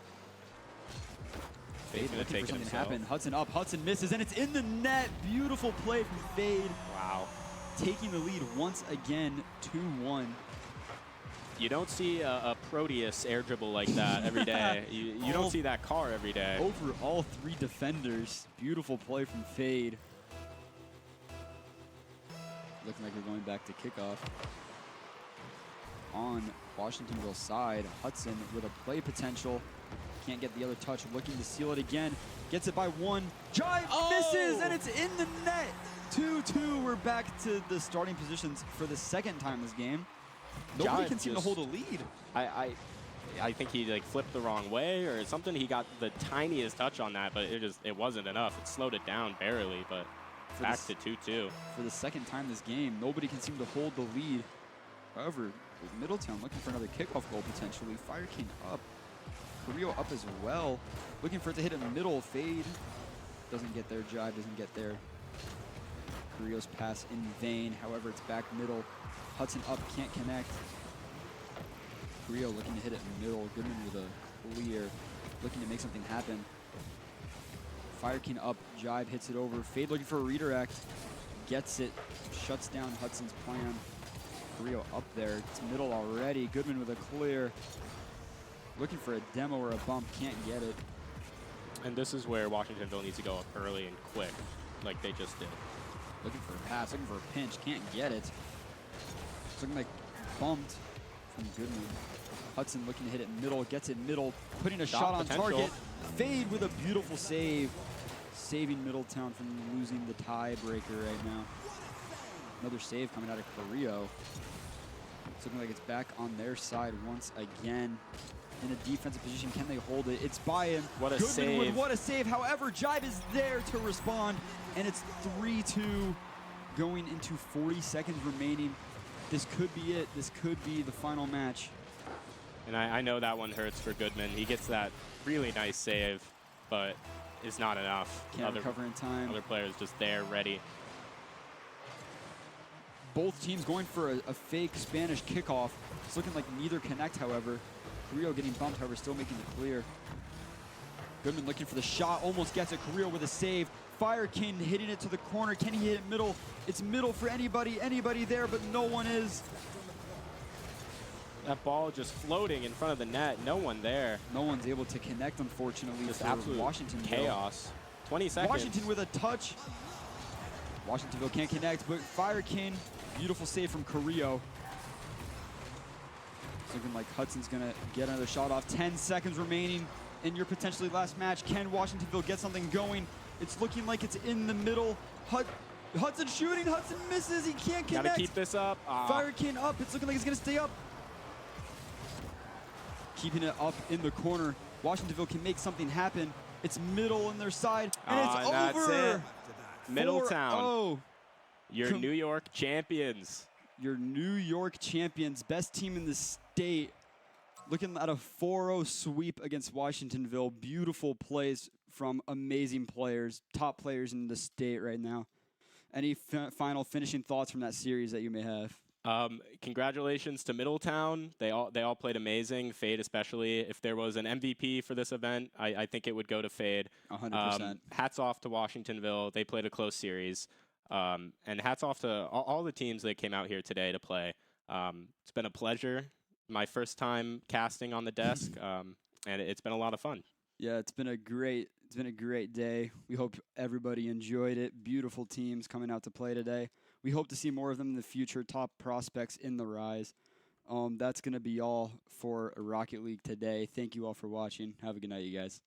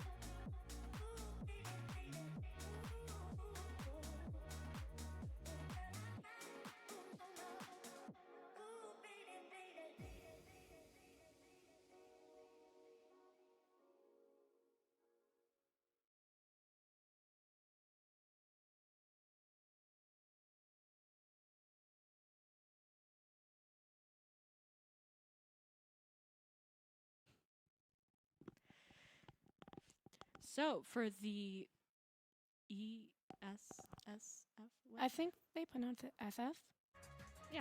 for the final of our Smash Brothers tournament, we have Middletown versus Washingtonville. I don't know if we're muted or not. I believe. Yeah, we're still we're on. good. All right, we have Middletown versus Washingtonville. Two rival schools. You're two right. rival schools, and both from Orange County, which is something we like to boast a lot of the times.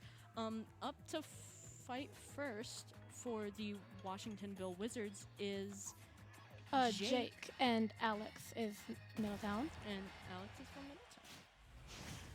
Inkling against Jigglypuff is definitely a matchup you don't see very often. So it'll be interesting. Most certainly. How do you feel about the matchup in general? It's interesting because, like you said, like Inkling can space out, but Jigglypuff, as soon as you get in, there's combos to do. Both of them, they all have their own potential. It's just a matter of how they both play the matchup, especially because the matchup is so rare. Absolutely. It looks like Alex is trying to space him out a little bit more, though. Definitely has a % lead. Spacing out is something you definitely want to do with Puff, because once Puff gets up close, it's combo, combo, combo. Especially combo, because her hitboxes are so stubby and so small. It's really hard to get hits in. Right now, we're seeing a lead from Middletown, Alex, with the Inkling. Inkling is holding a very good game on stage, controlling a lot of that stage and causing a lot of pressure for Jigglypuff. Definitely making it hard for Jake to go in, like we just said. He's definitely playing this matchup very well, surprisingly. The neutral B, which I believe is the ink gun. The splatter shot, The splatter shot, yeah. Two Splatoon players in the booth right now. The splatter shot is Inkling's most ranged attack, and yeah. It definitely, I like that he's using it a lot because you don't see too many Inkling players use it. But the fact that it does damage and covers them in ink just helps out in the long run with ink's debuff effect. Initially, the more you cover your opponent with that ink is the more damage that attacks will do to them. Which I believe is the something multiplier goes up to like 1.5, which doesn't seem like a lot, but definitely it can rack up fast, especially because Inkling loves to get in and do combos. It can be a drastic advantage when things get hard. We see Jake is holding on at 142%, which is kill percent, I believe. Yes, that For is kill Jigglypuff, percent. definitely. Oh, yes. But he's holding on in there. Back air isn't doing much. Puff, Normally back airs are very strong. Puff is playing very defensively here, trying to keep his cards and hold them close, not let anyone see what's going through his mind. Splat Bomb almost kills, though. But Jake's able to get back on stage. Surprisingly, there it goes. And that's our first stock with Middletown holding a Pretty heavy nearly lead, full stock honestly. lead. Half stock lead. I think that's the top of stock, yeah. Oh, did he miss input vest? That must brutal punish, especially Rapid Jab. Rapid Jab on Inkling is underrated because it covers them in ink. Seeing a lot of defensive play from both parties. They're doing a lot of jab damage, but both of them are kind of intimidated to go up and get really close. Especially. Inkling doing lots of work with that back air. It's so disjointed, too. It's hard to approach. Absolutely. Get the Rapid Jab, but it's able to get off, but still pushes Jake off stage a little.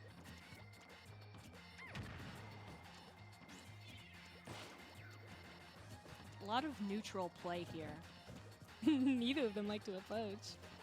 Which is understandable for the characters they play, especially because Inkling has a pretty strong projectile at that.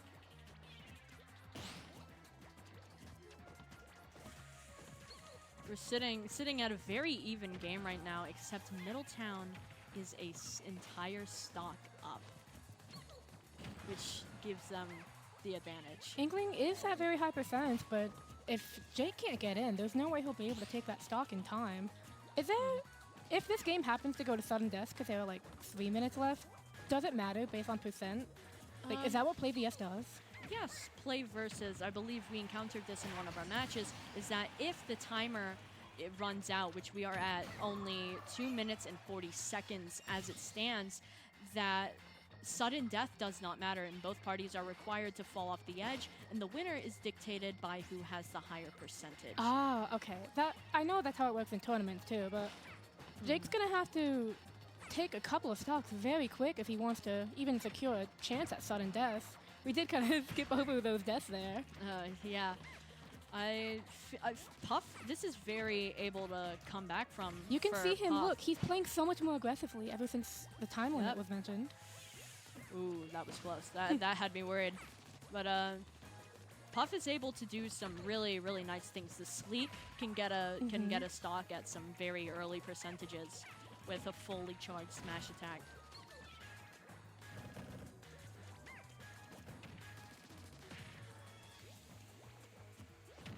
Yeah, especially on a last stock scenario, Puff with rest is like a ticking time bomb. It's hard to tell when she pops it. Oh, gets a berry and up smash Ooh. kills. And that's the game. Just towards the end of the time limit too. It's a very balanced game. I'm not familiar with who is better in the matchup of Inkling or Puff, but Especially because it's such a rare matchup to come across, because not many people play Inkling. But I feel Not like many just people because play Inkling Puff. has that range with neutral B and down B, it maybe like it's a bit more favored towards Inkling. most definitely. Look, what's it called? I love that we're able to have these like wide shots of the entire scene and like the people in the audience and stuff. You could even see the people on Valorant playing on Icebox. Oh yeah. Shout out to the Valorant teams. It is such a privilege to be able to attend an event like this. As we stated, it was one of the it is the largest esports event in the entire state of New York. And thank you to the people who were able to put this together so every team could participate in this really wonderful event. It is such a blast being here, especially like I know I'm commentating for some parts, but I'm not even playing for a lot of it. But still, being able to watch everyone play, seeing the decent like probably like over around 20 people in the audience back there, just coming together, even for your friends, like even though you don't like know them like too much because they're distant from you in schools, just having that bond through like esports and through being able to play games together is always nice to have. And the nice thing about esports is that it's not always just about the players. It's production, the people who are letting us talk up here today. It's the coordinators who put this entire event together. It's the coaches who coach this team, and some schools drove a lot of hours to be here and are Yes, I staying in believe, hotels. Even. People from Glens Falls are staying in a hotel. People from Westbury, I don't know if they're staying in a hotel, but I know that because they're down towards Long Island, they had a 6-hour drive from there all the way up over here. And coming from Colony, I had a 2-hour drive myself. Yeah.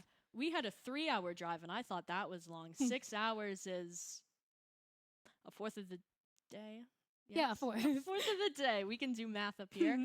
But again, thank you to our coordinators, thank you to our coaches, thank you to the bus drivers, thank you to everyone that was able to make this amazing experience possible for all of us players today. It means a lot to everyone. Especially, this is a great Saturday. I'm having so much fun. I love to come up here and experience what it's like and talk with not only my friends, like I said, but also the people behind the scenes, like the people who get all the technology working, who let us speak up here, and even the people who sit at the front desk. It's great to communicate with other teams here. It's good to build relationships with your opponents, build rivalries. I know the current two teams competing, Washingtonville, which I am a part of, and Middletown, have been rivals for a very long time. We have gone to their school and competed. They have came to our school and competed, and it's just great to harbor those relationships. And we are getting back into our match 2 of Jake on Jigglypuff and Alex on Inkling. on Smashville too, which is an interesting stage because it has such small blast zones. Both of them were able to kill much easier, but I feel like, especially because the top blast zone is shorter than the side blast zones, Inkling has an easier time because Inkling loves to kill off top with up air and up throws.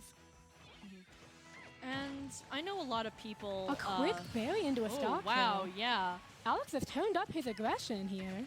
Yeah, you see both parties are learning and adapting to each other's strategies relatively quickly, and you're seeing a lot of that in this match. You'd see Jake is switching. Ooh, and the Ouch, sleep. mispressed. But yeah, they're both being so much more aggressive. Alex is toning it back, but Jake is learning how to get in there much more effectively. I think we're gonna see a much more active match this round, and there are some people who are more casual players of Smash. There are 2 Animal Crossing maps. What is the difference between Smashville and Town and City? Smashville, it has one middle platform. The middle platform does not move, and also the blast zones are relatively small. On Town and City, it's longer. It has 3 different platforms, and they shuffle in and out whenever. And the side blast zones are short, but the top blast zone is very tall. So actually, on Town and City, characters like Inkling can struggle a lot to kill off the top. We're seeing both players right now are at 2 stocks. Another berry into up I smash. should not have said that. Middletown is currently in the lead with 2 stocks, with Washingtonville being at 1. The comeback, again, I feel is very possible.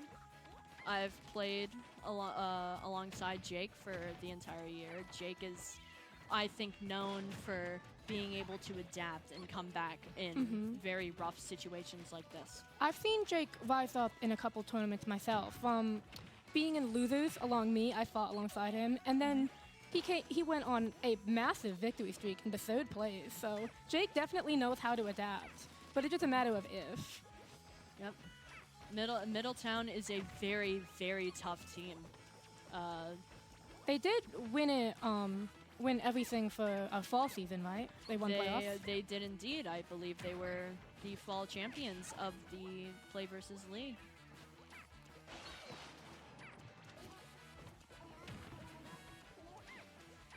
Later into the match, with both fighters, I don't Jake really know actually what. gets a clean back air off stage. Most Both of them are at certainly. 1 stock. Jake is high percent, but as long as he can get a combo, he can make anything happen here. Again, it will not be without challenge. Alex knows this game. Especially with how long range Inkling's attacks can be compared to Jigglypuff, who's just a little round ball. We love Jigglypuff. We love the spheroid creature. I do not believe that's a word. Again, we're seeing as both players are reaching the end, aggression is turned Does back throw kill? down here. Back throw does kill Back here. throw kills. So Alex wins the first part of it 2-0. Now, here they'll send out their second player. I believe Middletown will send out theirs first, and then from there, Wizards can counterpick. And they can send out either Sharksy, who plays Fox and Cable, or Tapple, who Or- plays Rob. Edwin Tabpole. Shout out to Tabpole. We like that guy. But we just witnessed a fantastic match. Winning or losing, both players really tried. They fought their best. And It's still entertaining to watch, no matter who you're rooting for. the win is still completely up in the air. It can go to the Wizards or it can go to Middletown. While first game is definitely important to set your mental state in mind, Absolutely. it doesn't mean that there's no such thing as a comeback. I agree with that fully.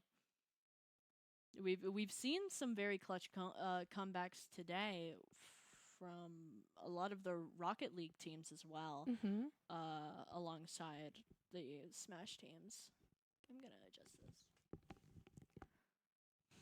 but we still have 2 rounds to go, so we will wait and see.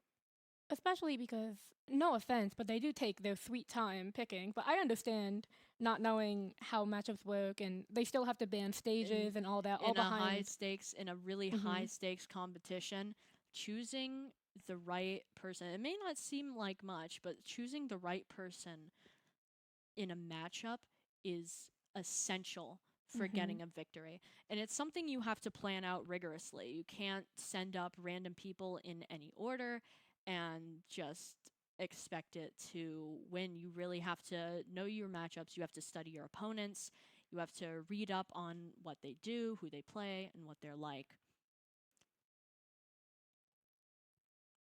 It's definitely a thing you have to consider. I mean, of course, you consider that in the regular season too, but when there's more stakes on the line, when it's no longer a double elimination, when there's no longer a safety net of either loser's bracket or just playing again next week, you really got to think about everything. You got to think about the stages, the matchups, which characters combo better, which characters kill better and which characters combo better on certain stages, which characters kill better on certain stages. Everything can go into play. There's a lot of different outsider resources that come in all in one game that you have to think about.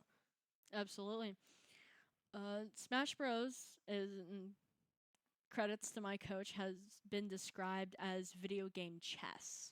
You really have to plan your steps way before you take them. I believe that's a good analogy. That's very true, especially because in chess there's so many different options. Like, there are like different approaches to starting the game. Like if you approach with a horse first or a pawn, they call it different things. Or if you approach with a certain character to a certain matchup, it could put you into advantage, disadvantage. There's, especially on chess.com, they track your statistics. They track if you like made good moves or blunders and stuff like that. And I feel like, especially with the capability of VOD reviewing, you can go back and go, oh, I really should have went for this instead, or oh, I should slow it down and change my matchup. And it's always about learning and growing in this game, which I really appreciate. Yeah, learning and growing is something that I feel all teams in this facility right now have taken pretty seriously. It's practice.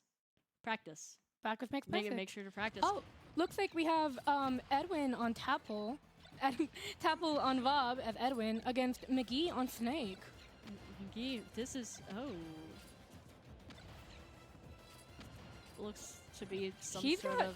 some very fancy movements going on there. Looks like there has been some sort of mishap here. Or they're playing neutral for right now. It could be playing neutral. I don't understand. Yeah. Okay, Yeah. that makes more sense. Maybe wrong controls or something got in the way. Honestly, you never know with moving like that. You never know if out of nowhere they'd go off on some crazy combo. That Rob shimmy was surely something. Hopefully we'll see that in the game, right? The Rob shimmy. It can put fear into the hearts of all. The Rob shimmy. I don't know how to do it. Edwin does it well. It does the Rob.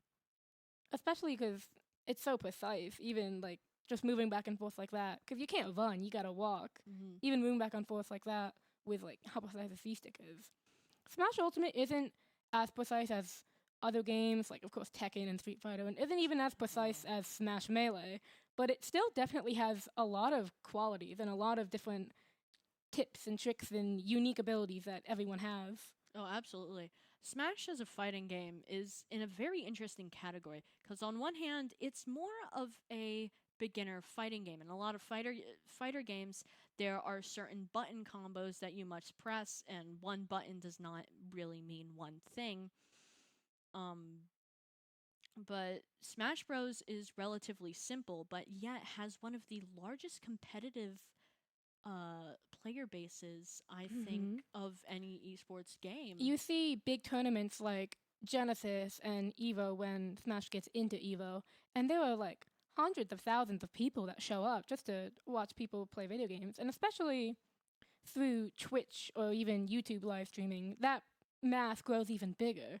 And it's amazing just how many resources you can use and how in-depth this game goes, even though it's not a traditional fighter like Tekken. Esports is really great for building relationships, I think. Building friendships. And building rivalries, too. Oh, absolutely. I believe we are settling Here into we are, the yeah. second match. Washingtonville's Tadpole on Rob.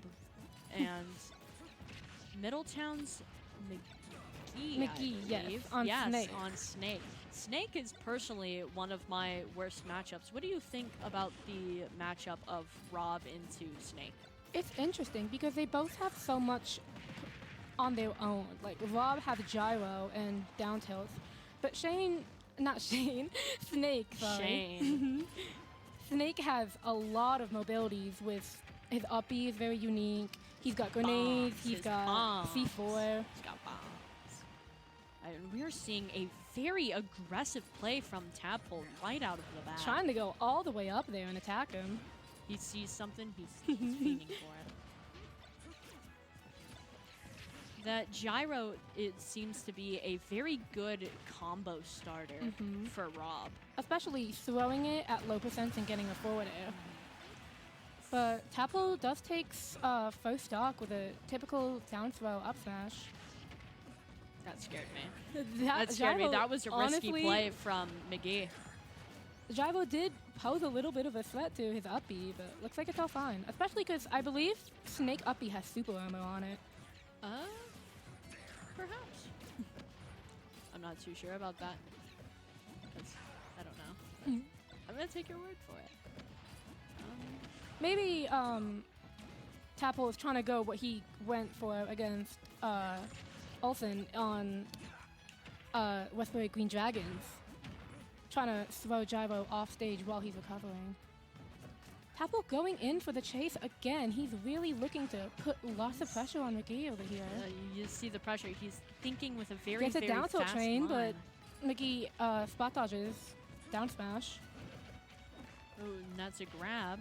Oh, Not a confirm though. I believe down throw up tilt on Snake confirms at like 160. But he still ended up getting the kill. I believe Snake is pretty good at keeping the environment, taking stage control with his bombs. I believe. Especially The C4 because grenades. you always have to know where it is. Because if you happen to stand on the wrong place, you get. If you don't break it, then you have to really remember where it is. But Rob is also really good at keeping space with gyro. Oh, the gyro. and oh, the just gyro. how much reach his forward air and down tilt have. Again, the gyro, yeah, it launches like across the stage. Gets a read off of grab and just a little bit of percent with down air, surprisingly. Down air is very interesting on Snake. It's not a move you'd think he would have. Absolutely. Right now, the stocks are relatively even with. Especially with A, an up Yeah, tilt there we from, go. from Snake balancing it out, and B, just how many grenades Rob ate that last stock. Just took him head on.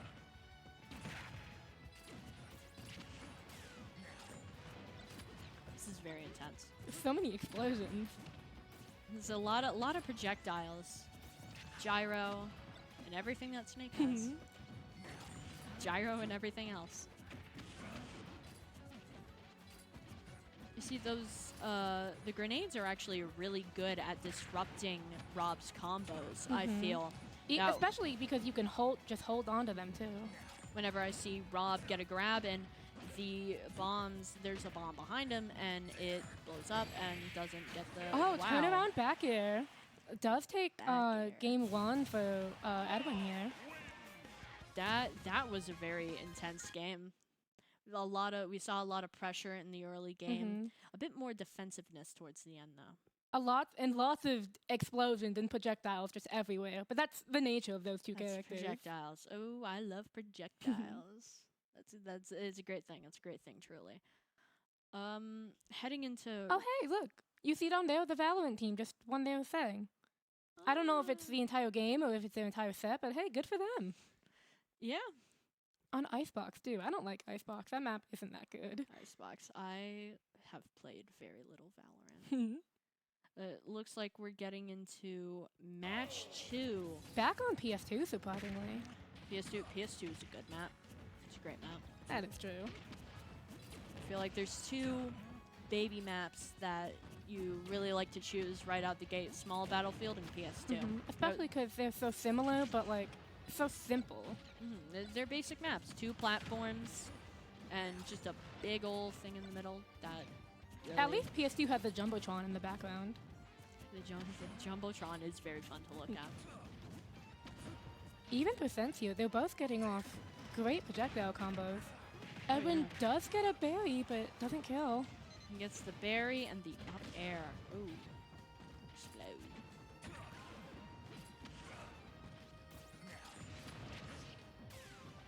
Jai was able to poke him right off gyro stage. snipe. Did he throw Gyro upwards?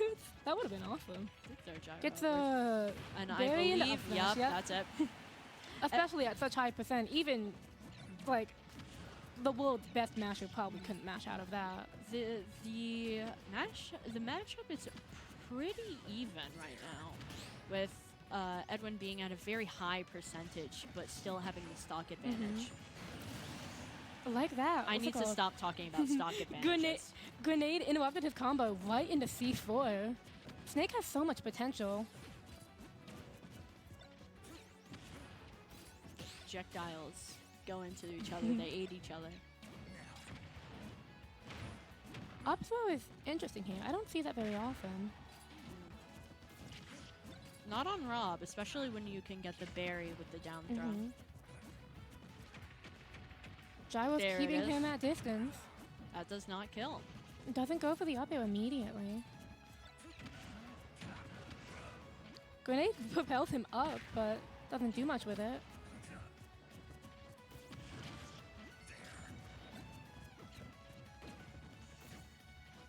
They're both trying to keep their distance, but Edwin gets in and gets a grab, but up throw doesn't kill. Edwin's gonna try and meet him up there.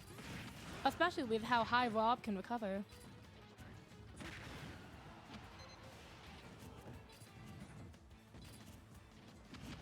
Both of them are at dangerous percents here. Especially McGee over here. And a Ooh, raw up and tilt McGee gets the does stock take first. does take his stock before Edwin does. Able to dodge everything Edwin threw at him right there. Just insane. And Grenade is able to save him from side B. Side B does not kill.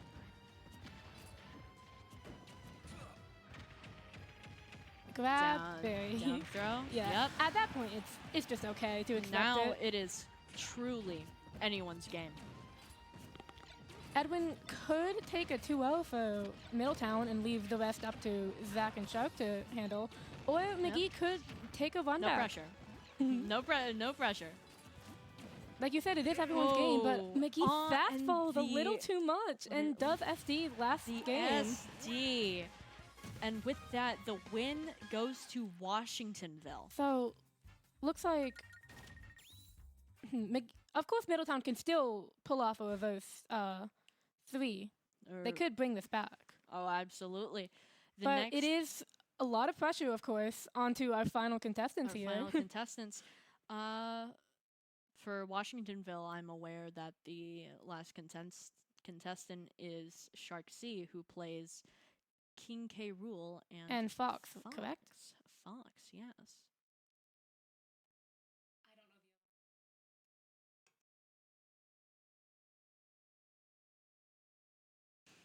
Well, it is really now anyone's game. I believe I said that before, but I'm going to say it again because It's just that true. Anything can happen. There is Smash Bros. just- Has so much variety, like you said. There's so many different characters, so many different stages, so many different ways to play, so many different, just ways to even go about a set. there is a lot of energy in the room right now awaiting the final not really final fight, but It could be. we're getting there. We have 2 more matches to go. Yeah. I was gonna say A something lot of and then I pressure on forgot. everyone. There's pressure on Shark C to close it up. There's also pressure on Middletown to be able to bring it back. The air is thick right now. You can cut it like a knife. Cut it with a knife. Cut it with a pair of scissors. Tiny tyke scissors. Maybe cut it with like even a butter knife or something. Yeah, be safe. Be safe with knives. Be safe with scissors. Do not use those tools recklessly. That would be very bad. Okay, we are still waiting for the match. Is there anything you would like to comment on about this experience at Syracuse? Like I said, it's been amazing being able to commentate with you and also with Big Stars Big sh- earlier. It's fun to be able to watch all my friends compete and just being able to meet new people through this experience. And also the pizza was nice. I like the free pizza. The pizza was good. I didn't see where they got the pizza from. Me neither. The pizza It might have been a local place. the pizza was good.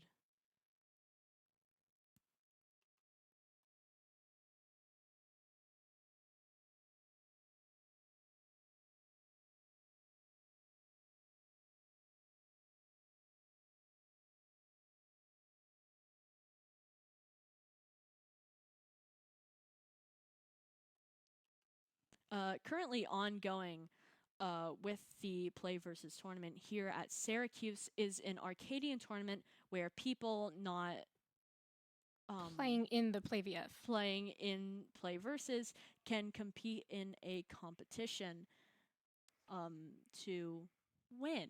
I like that they gave us that opportunity because we were invited to come down here and play and shoutcast, even though we didn't get to the top of playoffs like everyone else did.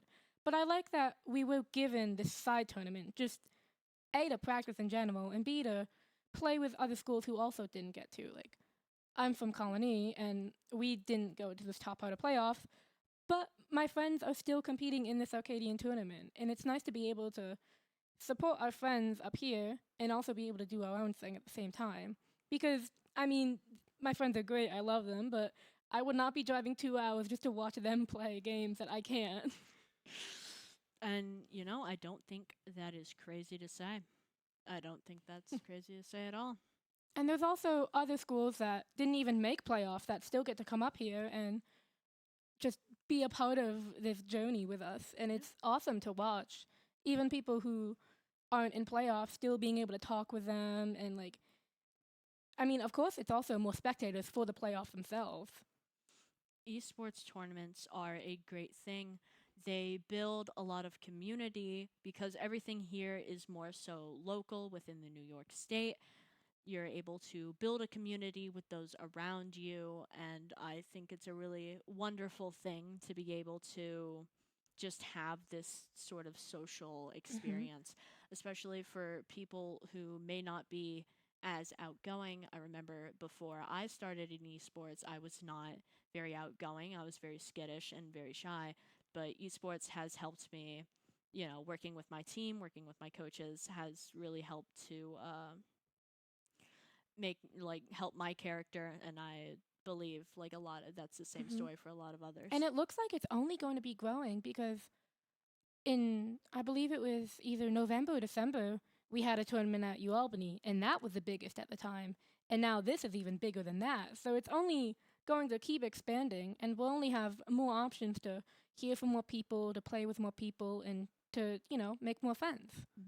Esports in New York State, across the U.S., and I think just in the world in general, is making a huge uprise, and I feel it's for a very good reason. Oh, here we are once again on PS2. We're on PS2. This is round 3. Shark Sea on Fox versus Sonic on Sonic. That's very convenient. The name fits.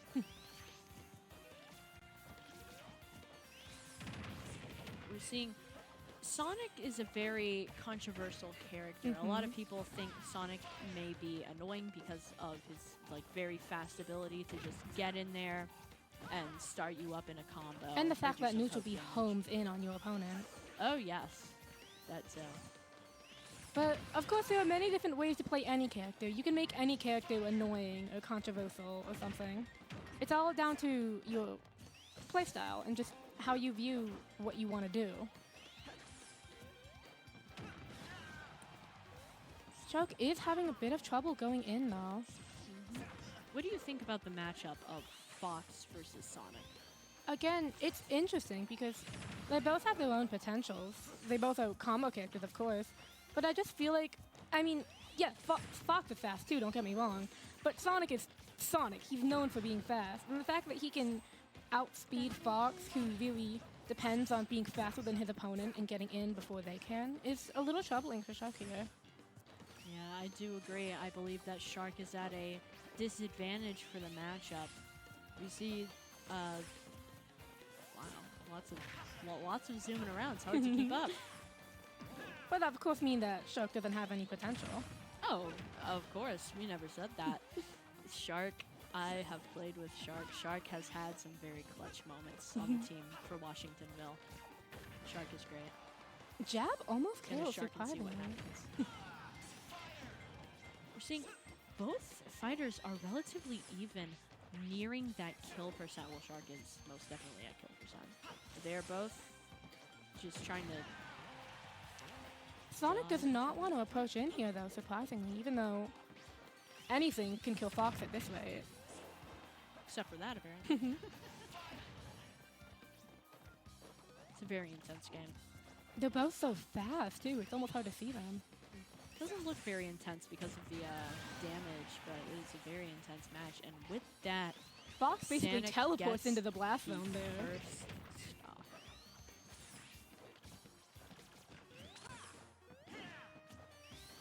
Sonic is definitely playing at his own pace here.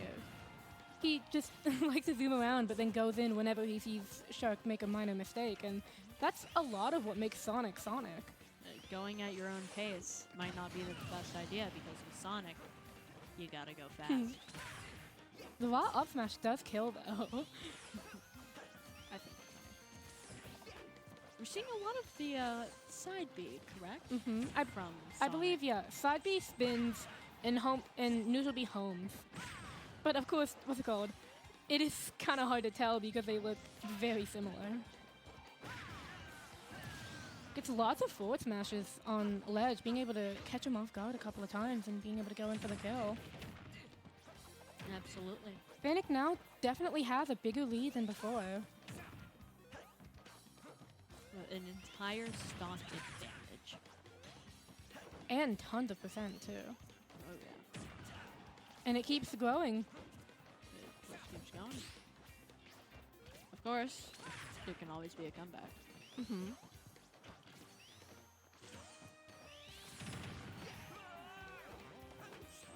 Slappy does so much damage, too. I believe that was like around 15 to 20%. It does. It's difficult for your opponent to navigate. If you don't shield that attack, it can really displace you off the stage and get you into a big disadvantaged position. Mm-hmm. And even when you do shield, sometimes Sonic can still have his own mix-ups to get in. Absolutely. Forward air almost And that doesn't does not kill. kill, but it Even does though get the I red, believe I still saw the red sparks. the red flash. Yeah, oh. Was that forward tilt or down tilt? It's hard to tell. You don't see a kill with that No. move very often. But with that, Sanic from Middletown takes the game first one, game. yeah.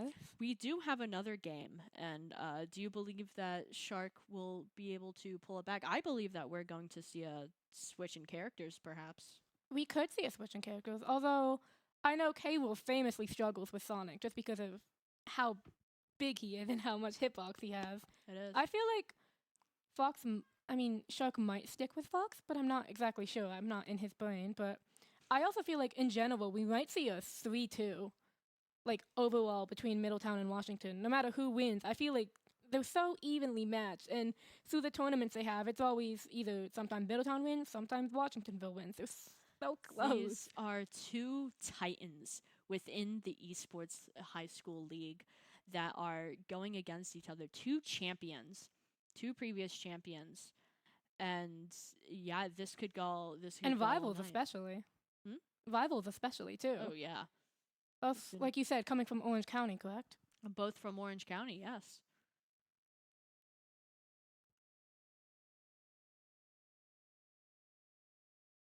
Yeah, you ever look at them and wonder what are they talking about down there? They've got to be talking about You see something. us? Are we in there? Of course, they're also like discussing with their team, like, "Hey, should I ban this? Should I ban this? What do I do?" Yeah. Team briefing is so important. I remember last year we made it to last season we made it to semifinals of playoffs, and I remember it was, I believe, game 5. Like, before game 5 happened, we just sat there for minutes going over the pros and cons of what we should pick, who should we send out, what stages do we ban. And I mean, I do feel a little bad because it took so long because we spent like 5 minutes. But it definitely was important to even figure out in the first place because the stakes were so high. I'm sure people at this point do not mind how long it takes because of just how essential and important it is to discuss with your team. That's why they're there. Mm-hmm. If this wasn't a team game, then we would all be in solos. And I like that we're able to come here for our playoffs instead of doing it online, because last season it was all online. And while that was nice, I did like that, especially because it was just easier to like be private with your team and not have like everyone who could potentially overhear your conversations. But I like that we're able to have this so that everyone can see what's going on, everyone knows what's up, and we can even commentate on it and give Yeah. our opinions. I feel like the arena, the fabulous arena, the experience really adds to the championship feel of it all.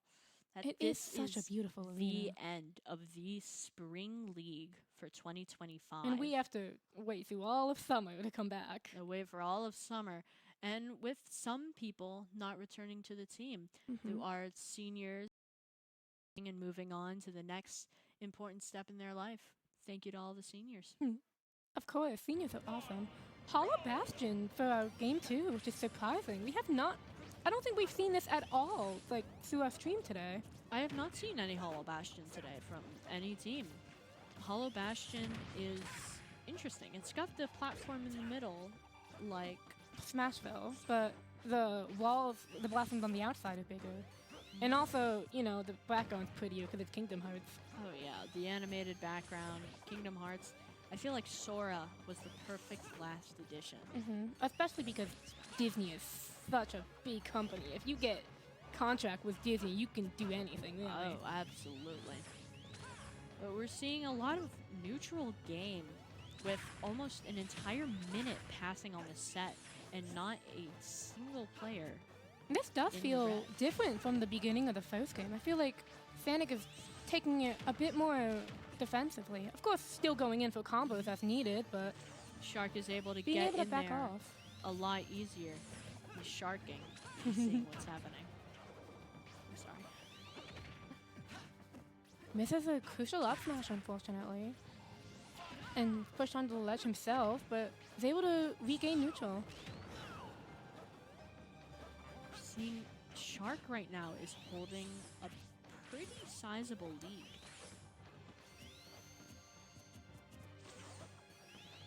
You see the neutral, you see the B charge up, and you just And okay, then what I do believe do? you can either... Oh, almost hitting that smash attack, but Firefox was burning hot enough to be able to charge through it. That's very smooth. I like that. Thank you. We're back to being even again. Very even. Evening. Yeah, it is the evening. Misses a forward air, off the ledge, but is able to push him on ledge so easily. And I believe that was turnaround back air, which takes first stock. Absolutely. The first stock going to Sanic from Middletown. I almost said Washingtonville. That was bad.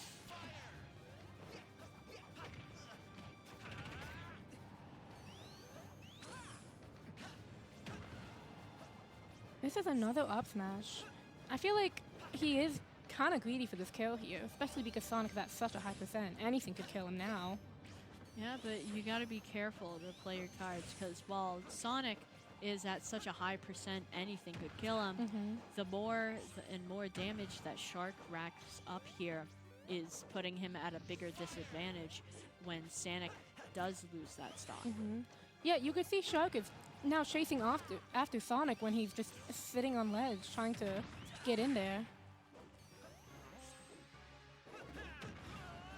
Now, both fighters are at kill percent again. With Middletown holding a stock advantage. Dash attack surprisingly doesn't kill here. It's a large game of cat and mouse. Another turnaround back air. And Sanic takes another stock at that high percentage of 100. Still and being able to 73. live. Choke misses another up smash, and Sanic is able to punish that pretty effectively.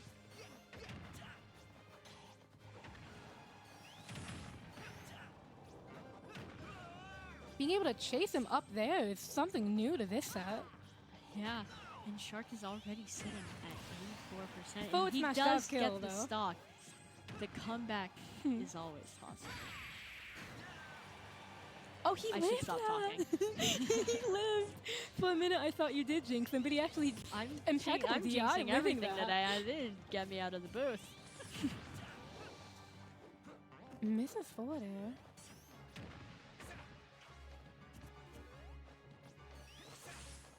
Both of them are surprisingly playing super careful, despite the fact that Sanic definitely can get away with being aggressive here, There are just because of how big of a lead he has. absolutely. You know, Fox has got combos for days.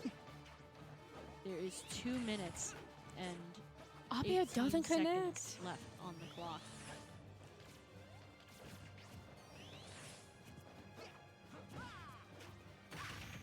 Oh, that's up smash. And Yep. that's the move. Up smash does kill, and now Middletown is up 2-1, yeah. 2-1. That puts Middletown in the lead. Pressure is rising as we head to game 4 over here because they don't know who they're sending out, so it's basically just guess Yep. and check. It could be, for Washingtonville, it could be Edwin, it can be Chris, or it can be Zach again. And for Middletown, it can be McGee, it could be Sanic again, or it could be Alex. We will have to wait and see. It's all just about who decides to, make the first move. The first move, unless they make the move at the same time.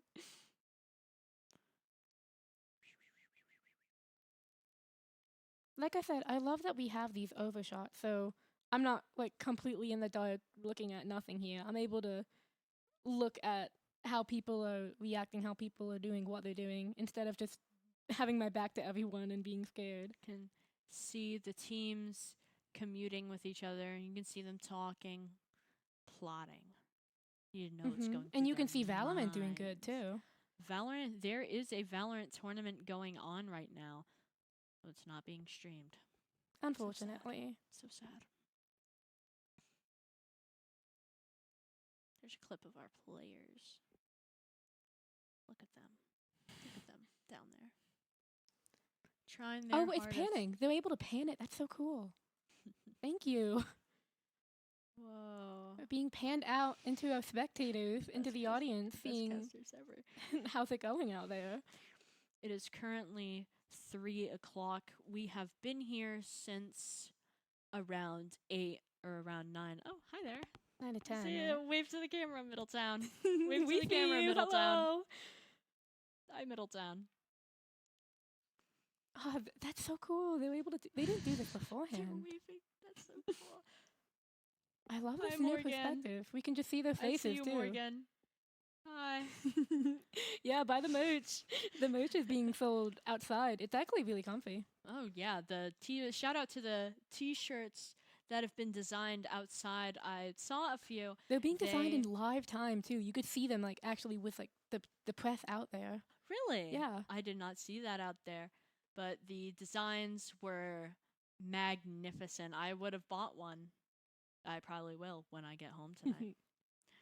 There is still a website, I believe. I don't know what it's called, but you can still get it on their website because they said they had hoodies too, but they don't have the They have- hoodies here. It's They hoodies have only on hoodies, website. they have t-shirts, and I believe jerseys. Jerseys too. That's Jerseys, awesome. too.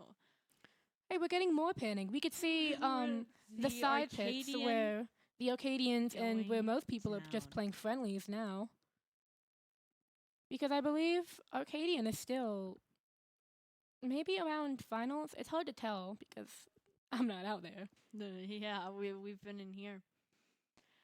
Teams have been here since 7 o'clock. There's more panning. Hold on. This can wait. Actually awesome. That's awesome. That's I believe that's like the pit area. There's the side area and there's also the pit area That's the viewing further area. down, pretty far away from where you can view the finals, but Mhm. it has its own little separate nook of switches, and it's awesome. It's nice and cozy down there. It is. I see Minmin in the background. That's my character. Why would they do that? You can see them I can playing see all Min the Min way in the They're background. playing my character. All right, but as I was saying, it is 7 o'clock. Or It is 7? not 7 o'clock. I lied. Teams have been here since 7 o'clock, and it is now currently 3 p.m. I can see the urgency to go home is rising in a few people, but this event could not be any more exciting than And it is right also, now. the fear of going home, without first place for both Middletown and Washingtonville, because they're both moderately far from here. Going home either with silver or gold. A 3-hour drive, I believe, for both of them. And with that, we head into round 4 with Edwin Tadpole. Gonna Yeah, the run back here is crazy against Tapple and McGee. And this match was really, really close at some points of the match, Mhm. with Edwin holding a heavy aggression, but McGee's bombs just consistently disrupting combos, all the while building up damage. Also, the music's great. I think it's Tekken music.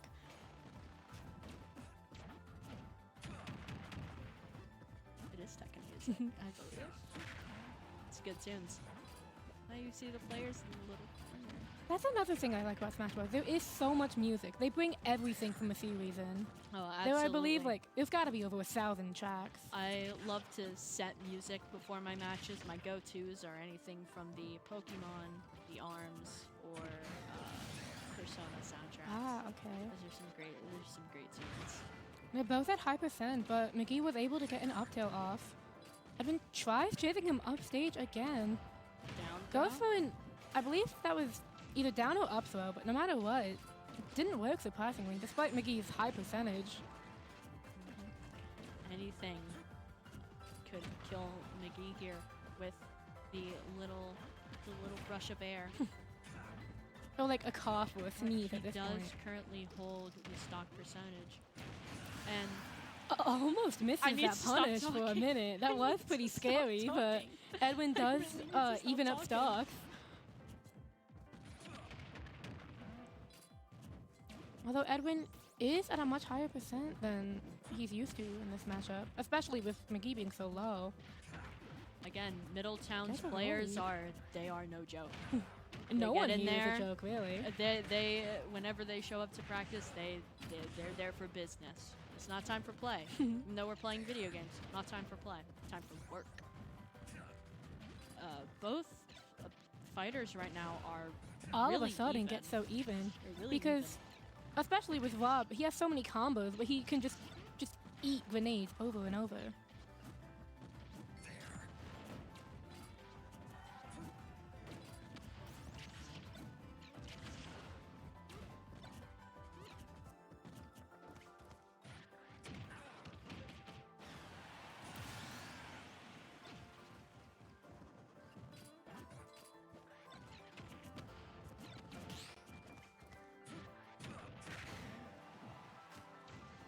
And we're back with Tadpole currently holding the stock percentage.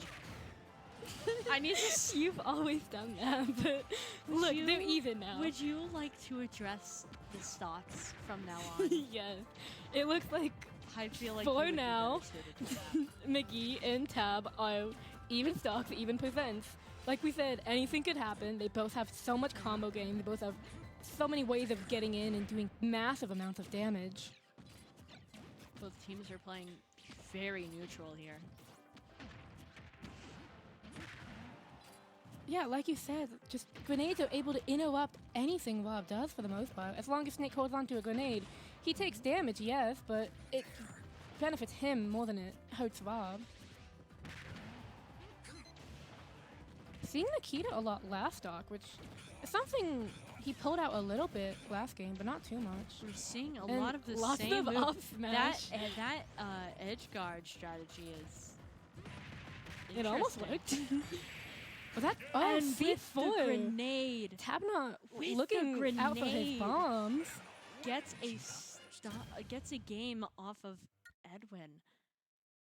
Crazy. That holds a lot of weight. Especially because Edwin 2-0'd him last This time. is- He's this got is- the passion and the mental burning behind him now. Absolutely. The Middletown is worthy to celebrate right now.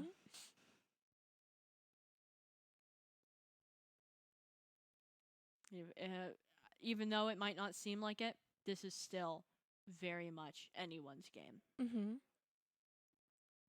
And we know Edwin, master of adaptability. I think that we will see a very, very hefty comeback in this next round. Mm-hmm. Of course, those bombs just keep on going. They keep on going. They keep on going.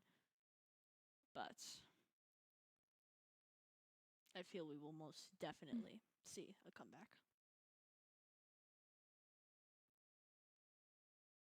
It's so interesting watching players that are so equal in skill, watching them just take games back and forth like this. Especially, I never got to see like the personal beefy tournaments between Washingtonville and Middletown, but watching them in playoffs is like amazing. Just seeing like just how they play against each other, almost like it's second nature. Mm-hmm.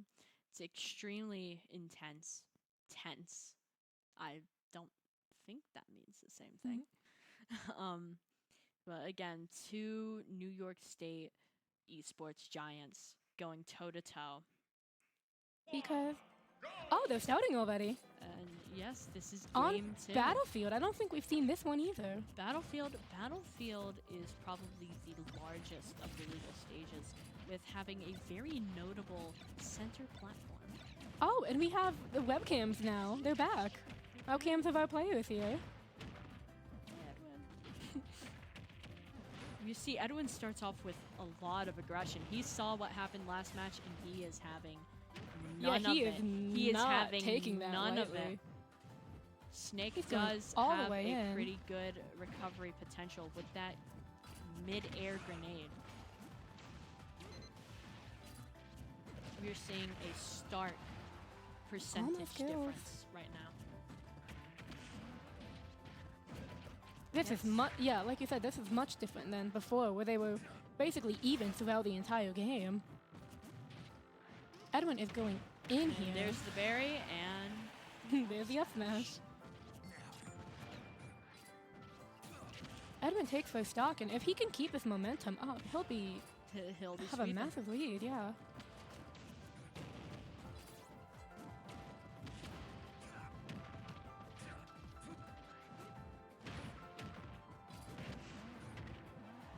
Although McGee is able to stop his combos very frequently with those nades. This is a very intense game. Tadpole still holds the stock. You A say it. forward air You spike, say but it. he was on stage. Interesting. Oh, he doesn't Yeah, look you out say for the stock's not. C4. Oh, I am going to hear it from my team after this one.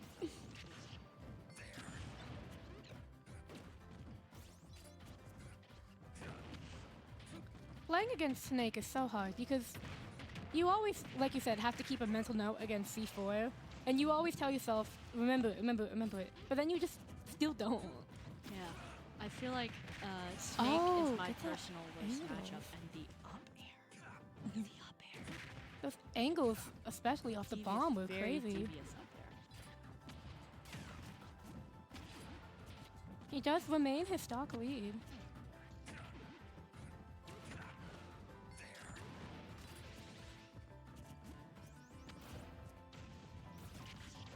This is intense.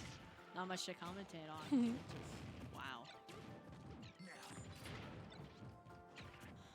Edwin keeping lots of pressure off stage, especially with those gyros. The bombs just keep flying out. McGee's shield is getting That shield. dangerously low. C4 almost kills. Shield is still low.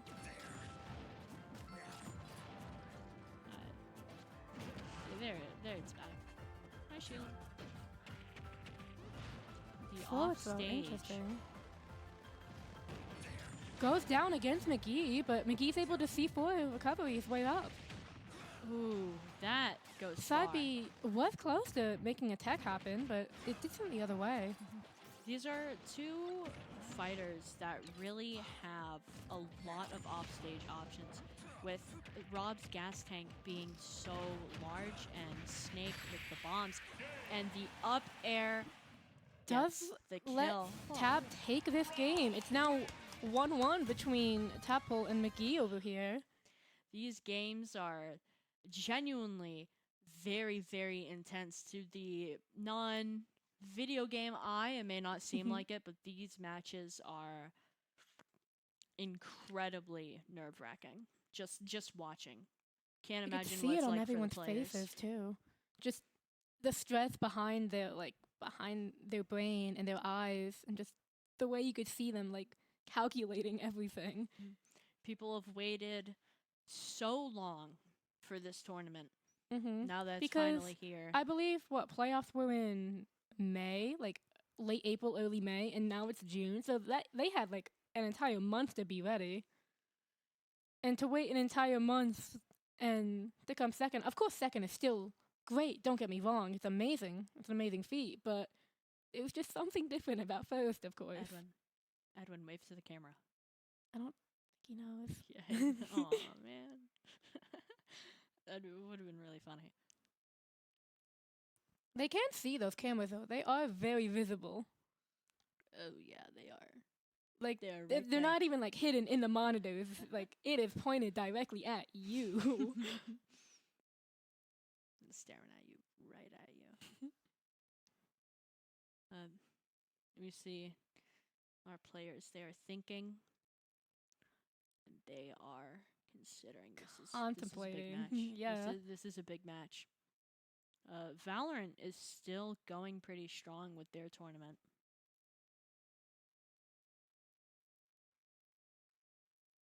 See some clapping, and with that, Yeah, I hear it too. Game 3. Back on Hollow Bastion. We see it again. The decider of the match. With Tadpole having one game and McGee having one game. It is If McGee all wins down to this, them. Middletown does win it all. But if Tab's able to pull this out, Watsonville Wizards could could come make a back. comeback. I believe it's very possible. Anything can happen. They're both so evenly matched, like we said. Edwin went 2-0 the first time, but McGee was able to take another game off him, and then Edwin won his one. So it's so evenly matched. It's so hard to say who's going to win, because anything can happen. There's so much that they can pull out, last minute. It's the beauty of Smash Bros. Is that you're able to see the adaptability of a lot of the players, how a single match can dictate an entire huge difference. Especially how we saw with Alex and Jake.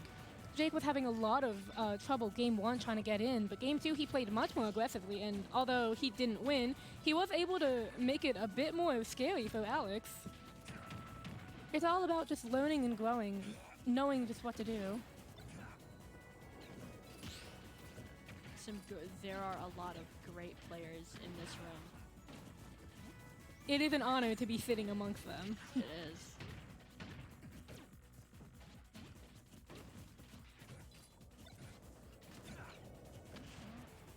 Even percents, down to the points, but Edwin does have a big stock lead here. Up smash doesn't kill, surprisingly. It is Hollow Bastion, though. McGee is seeming more recently to favor the option of using up air, I believe that is, on the stage ledge to try and catch his opponent. But looks like Edwin definitely have some fire burning inside of him, because although he did just lose that stock, he's still up an entire stock. We're both jinxing it. Not And he just has a me. massive percent lead.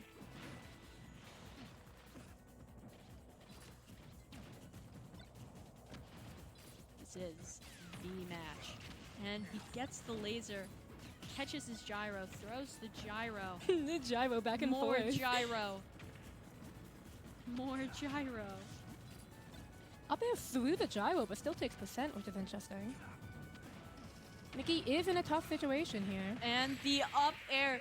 In a very the dead up situation. air of violence and intimidation. Like I said, it's 2-2. Brings It's it gonna be home. 3-2. It's so close between them all. And that is a point for Washingtonville, meaning that this is going to go to game This 5. is our last set. And that is the ultimate decider of which between these two titans really have it. And it also, it's a factor of who do they want to send out? Who do they want to either clutch it up and win it all, or unfortunately fall a little too short? I do not believe you can send the same player up 3 times. You can only send them up twice, once per like game 1 through 3 and 4 through 5. So So it is currently down to from Middletown, Alex and Sanic, and from Washingtonville, Shark C and Jake. but Middletown does get to put their player. Washingtonville, excuse me, does put their player up before Middletown. So Middletown does have an advantage of being able to counterpick them. I believe that to be the case.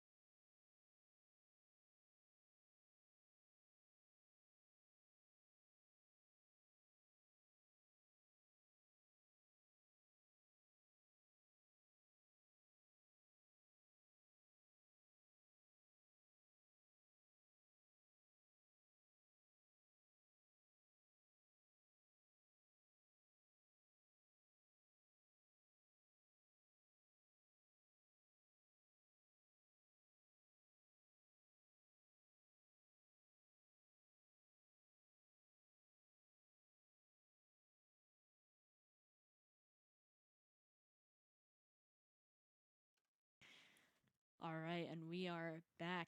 Being able to see our audience again, we do see Still people from Washingtonville conspiring up top there. They're standing up. They are ready. I feel both players are tired. Both teams are very tired. Everyone's been ready. here for so long. Everyone's just ready to take They it are home. Ready you know? to take home the gold. Blue and gold. I have faith in my team, but I cannot discredit how hard that we have seen Middletown work and how great that Middletown opponents are. Yeah, I said that right. How great Middletown are as opponents. They are Yes. amazing. The camera's on, by the way. They are, like I said, they're great. They've won their own playoffs, and in the winter at SUNY Albany, a lot of them did come top 8 and top 5. I believe a player from Cohoes got first, so actually no, Edwin got first. The player from Cohoes got second. So Edwin did win first in that tournament, but he had a lot of competition.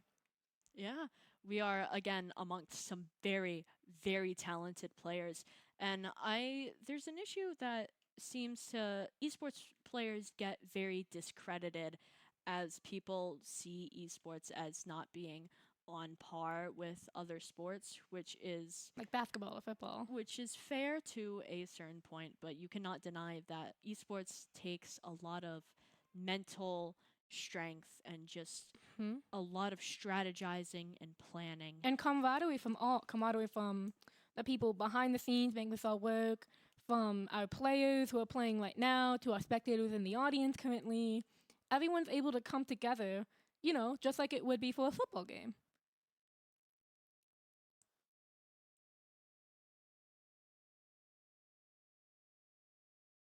Sorry, it was selfie time. Hi, Middletown. Wave We Middletown. can see Wave Middletown. lots of Middletown in the audience, especially. Wave Middletown. I feel like Oh.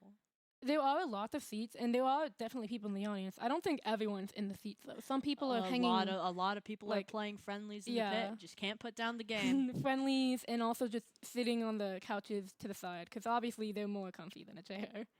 Oh yeah, I think the chairs laid out for our audience are actually very. And we have. It looks like we have our players. Jake being selected for Middletown. And I mean, not Middletown, Washingtonville.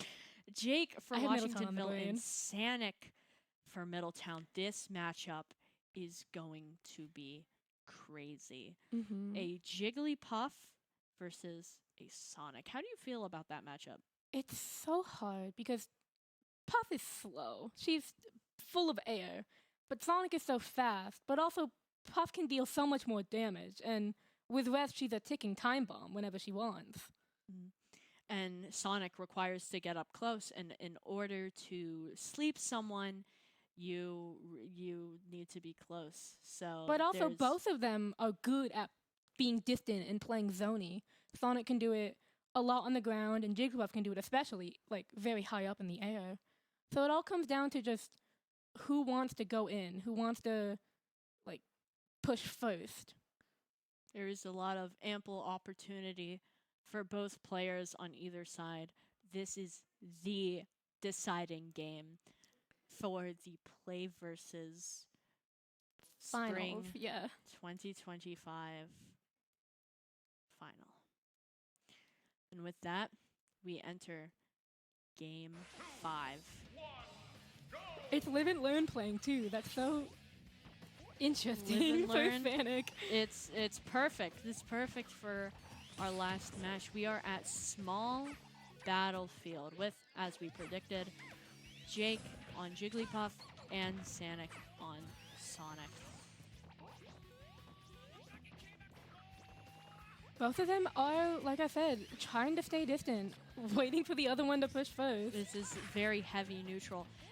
And then Sonic is able to get in there very quickly with the both Spin neutral dash, and yeah. special.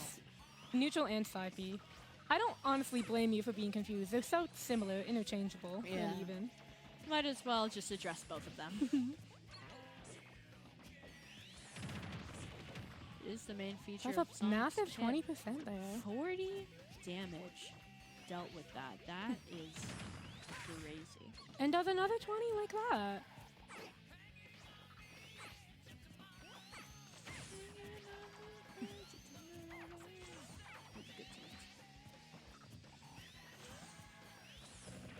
Both Jake players- really doesn't want to approach here, but when Sonic approaches, he can definitely catch Jake off on his slowness, especially. It has already been a minute nearly and 30 seconds. And both of these fighters are playing their life. They're both so careful, and honestly, I don't blame them. It's natural to be cautious under such high pressure circumstances. Very high pressure, high stakes. However, both fighters have ample opportunity. Anyone could take it home. Going for a thing on ledge, something I don't believe we've seen Jake do before. Sonic was able to push him, and if Jake is able to call that out at one point, that could be massive for him. Absolutely. We're seeing Sanic currently having the percentage lead, but there has been not a lot of stock taking yet. Stock talking. Although Jigglypuff is at such a high percentage that a lot can kill here, especially with her being so light.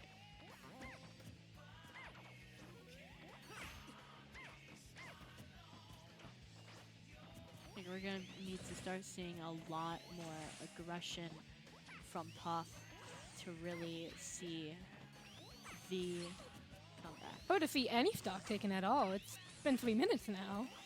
It's in 3 minutes. This can very, very well go to time if this keeps going.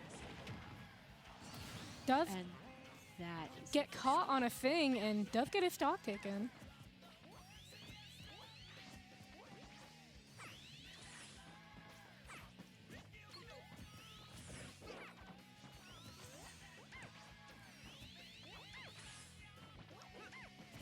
both just continuously going around in circles, waiting for just to happen to clash into each other. This is a lot of pressure as a Washingtonville player. Really, really want your team to win. This is close. But hey, no matter what, second or first, it's still great for you guys to be able to come here. And as an outsider, I have friends on Middletown team and on Washingtonville team. It's interesting just to see the difference in how everyone plays, but also how similar they are and how much they know each other from being able to play over and over and over again. Yeah. Truly for the love of the game. And it is only 3 minutes on the clock right now. Jake has not taken that much percent since he lost his stock, but he has been getting much more aggressive. If he wants absolutely. The aggression to is getting get a turned lead up. or even go to sudden death, he will have to step it up a little. However, this has not became a game of stocks, but now just became a game of percentage. With the way that things are moving, in 2 minutes and 30 seconds, I believe it will go down to sudden death. If Jake is able to take a stock here, he will have to get Sonic up to a higher percent than he has.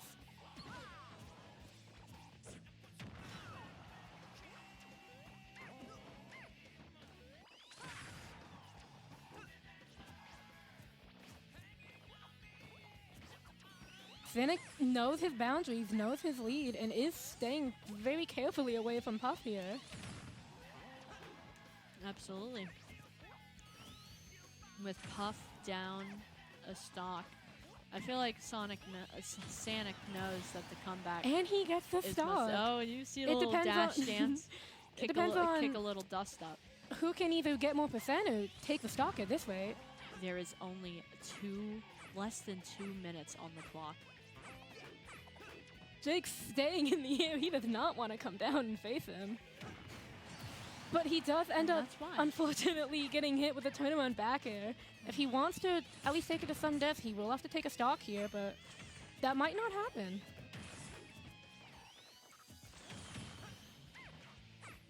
It's very tense.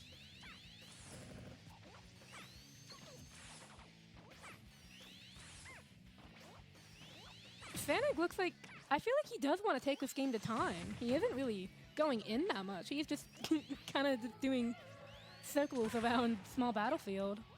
He might want to just take it to time and win by stock advantage alone. Yep, there is only less than a minute left in this match.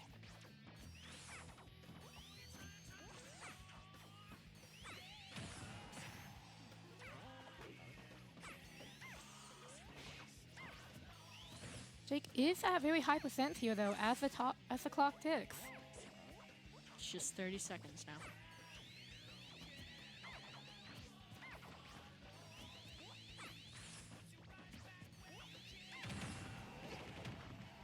Audio still doesn't kill, even at such high percent with Puff being so light. 10 seconds left. It looks like either Sonic can take a stock at the last second, or he'll just let the time run out and win by stock alone. That is Looks most like that's what certainly he wants to possible. happen. Yeah, Sonic does win by stock advantage, timing out Jake entirely. That was a great match. A lot of just mental cat and mouse, really. Wow. Wow. It takes a lot out of you too. 7 minutes, like to time someone out for that long. You gotta have patience. It's very rough on a player's mind, losing something of that great of a stake to take the final match to determine taking the gold. Mhm. However, at the end of the day, both players really are playing their best. Everyone's coming here with their full game mode attitude, and they are just playing away. They are doing whatever that they can. I feel And no like matter that what, spirit they're is all really still great people, great players at this game. They're all like, no matter, I mean, of course, winning is awesome, but no matter what title you own, whether it's silver, bronze, gold, whatever, it's still nice to just be here. yeah. that vision does get clouded in the way of just wanting to get the gold. And I feel like this is a lot of the things that happen with esports players is the feeling of letting down your team. However, I believe that the important thing is that there is a team, that you are in a community, and you are, accepted whether you win or you lose, and just play your best. We're all in it for the love of the game. And for the practice, too. The practice is good. Of course, nothing is over quite yet. I feel that with a lot more aggression, I feel Jake could take this home. I really do feel that the comeback is very possible. I still believe, like I said, because I'm kind of more of a neutral party on this, I still believe it can go either way. Jake definitely has potential to be way more aggressive than he is right now, but Sanic also has potential to be aggressive on his side. Yeah. So it's all about just what they choose to play, how they choose to act. And no matter what, who wins or loses, it's still an honor just to have this opportunity to be here. And even when you get second, I mean, second's still good. You're still top 6 technically in the state if you count each person on each team. It's good on paper, but like I said, everyone's trying to go for the gold. Do you feel that we're going to see a lot of heightened aggression in this next game, or is it going to be a lot more careful? Because this very well could be it for the Wizards. While I have a lot of faith in my team, the possibility is there. So do you think that we're going to see some heightened aggression, some different gameplay from what we just saw? I really don't know, honestly. Jake has potential to be way more aggressive than he does, or he could, focus on taking it back. And if he takes it back while Sanic plays aggressive, then, he could have an advantage there. And then, next game it's about who plays which way. So it's all just about adapting A to the cone environment, and B, just their playstyles in general. We're here on FD, so And with this, not the last, but the second game. Jake has already been playing a bit more aggressive than normal. He is trying his best to chase after Sanic and get some down airs. He's a lot more in. comfortable going up and getting those punches in.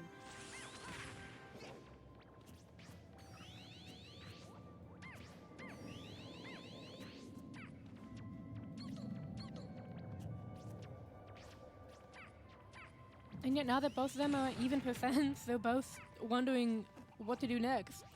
Who pushes first? Who's able to get punished? It doesn't work, unfortunately, there.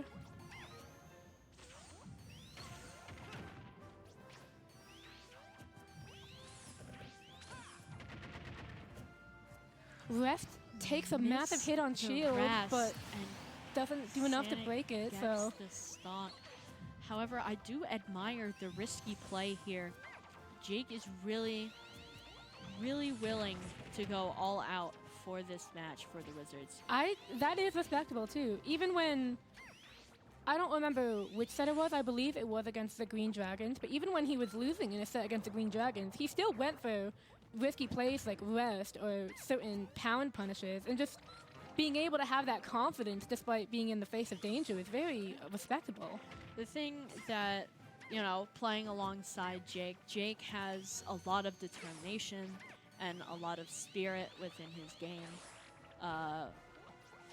Losing or winning, Jake, shows his heart for the Washingtonville Wizards esports team and is willing to do anything at any cost to get that dub. But we are seeing some great plays from this Sonic. Even percent, but Sanic does have a stock lead due to that missed res. Is able to push Jake off stage, but is pushed stage off himself. Misses Sing, but only goes for a homing attack punish. Matching rolling with rolling. Roll out hits the spring, unfortunately.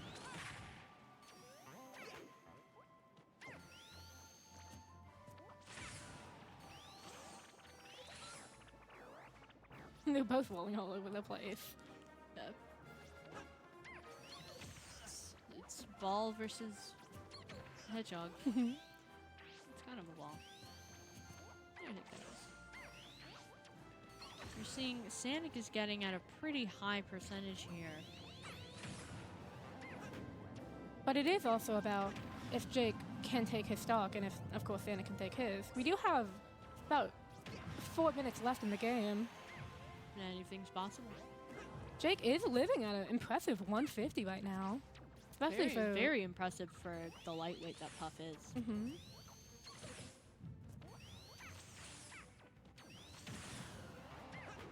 Misses a chase off stage, and both are back to playing neutral.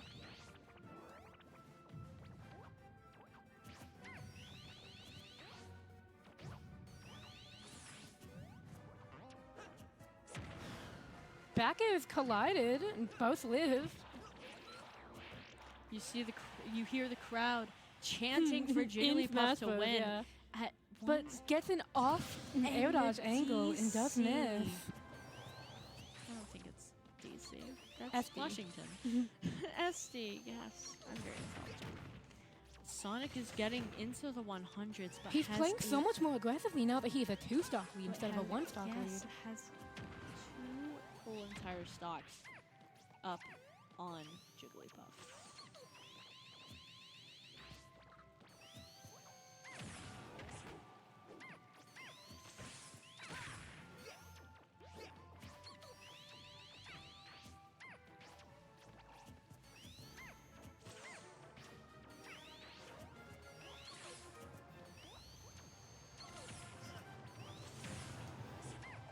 Misses a back air, and Jake gets one of his own to take a stock off. The comeback is possible. I believe. Jake does have 2 I am minutes a to pull very this off. hopeful person. I believe that the comeback is most certainly possible. Gets hit by Spring and Nair at once. Jake's off stage at 140. 145. We've seen Jigglypuff live until 169. Sanic This goes Puff can greedy do for an anything. F smash, but misses.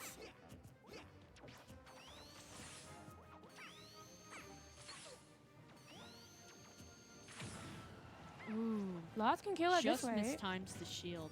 I believe whatever tilt that was that killed in the beginning against Jake again gets a nasty rest combo. Last minute And rest Sanic combo. is down to 1 stock with a nasty rest. And Jake doesn't get punished because it was a star KO. We love to see it. Remember, the We have- comeback is always possible. 1 minute. If Sanic times out here, Sanic wins due to that massive percent lead. However, if but Jake Jigglypuff can can't. get Either of them another can take that stock. Yeah. nasty rest, he can most certainly bring it home. With a minute left on the clock, big deciders At have to almost be made. 160% as Puff. And I believe that was side B that kills Jake. And That is looks like Middletown takes it home. that is a win for Middletown. Ah, that was so close. That was awesome to watch. That was outstandingly close. Everyone played through all today. Congratulations to everyone who showed up for playoffs, for the Arcadium, our Valorant players, our Rocket League players. Everyone And did great. That win brings us to the end of the Play versus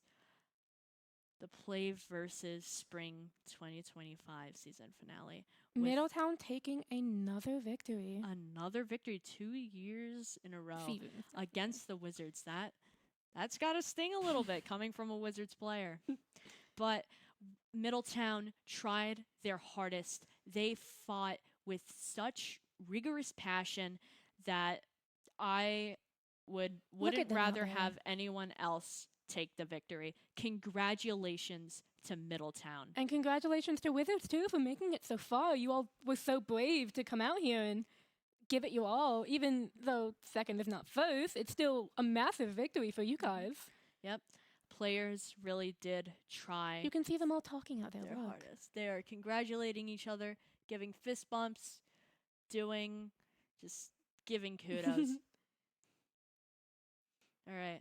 And with that, we would like to thank everyone here at Syracuse University for setting this all up. to host the Play Versus tournament. We'd like to thank every other school that has came out, and we would like to thank all of our amazing and glorious players.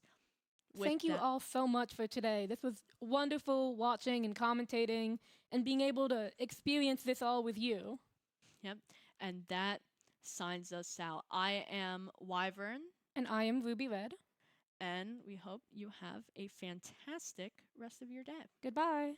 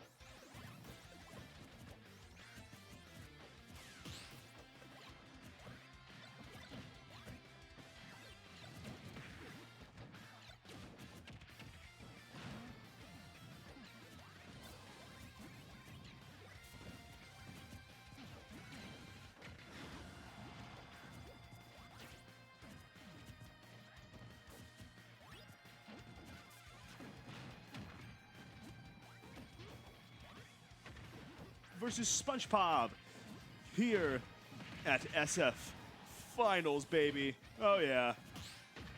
Right now we're seeing a very dominant lead by Edwin and his absolutely vicious, cold-blooded Rob. And honestly, I wouldn't have it any other way. What about you? Well, there have been a lot of back and forth between the placements of these characters on the tier list. We have seen the work time and time again put in by T for Pac-Man, and of course, talent like Zamba on Rob has been a very interesting time. Both of these characters have essentially 0 to death, so it's been a very, very fun time and a very volatile matchup as we see a side B off the stage. Exactly. Honestly, I think Pac-Man is one of the more niche characters in the game, but also one of the most interesting characters in the game, considering he has all this item nonsense he's going on. This is definitely a very interesting character to try and play. All of these Galaga combos, there are a lot combos, of the Bell different combos. extensions. He basically is Zoner Kazuya, if you think about it. And you're right about that. Although there is some limitation with Bell being one of Pac-Man's only kill options here. Yeah, and Hydrant being a double-edged sword in most cases. We see a spike attempt coming out from Rob here, just trying to keep a nice advantage. Keep it down, but the spike attempt fails. Seeing a lot of play on the edge. We see this Pac-Man player swinging a lot now that we can Swinging see a lot, Tadpole at a especially higher because percent. he's at kill percent.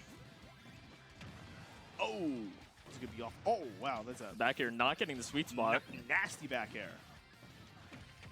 And I believe we'll see a berry. And is that checkmate? Oh, Not that's quite. not check. Oh, the lucky spot dodge saved Pac-Man's butt. Barely avoiding a back air there. Would have killed at this percent. Yeah. That would.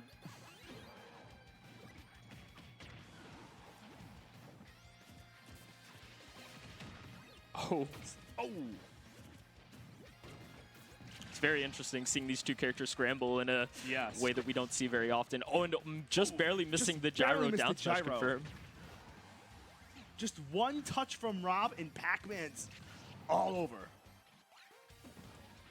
It's going to be very hard for SpongeBob to make this comeback at a It really is, stock considering deficit he's here. at 152 and Rob is at 181 with another stock.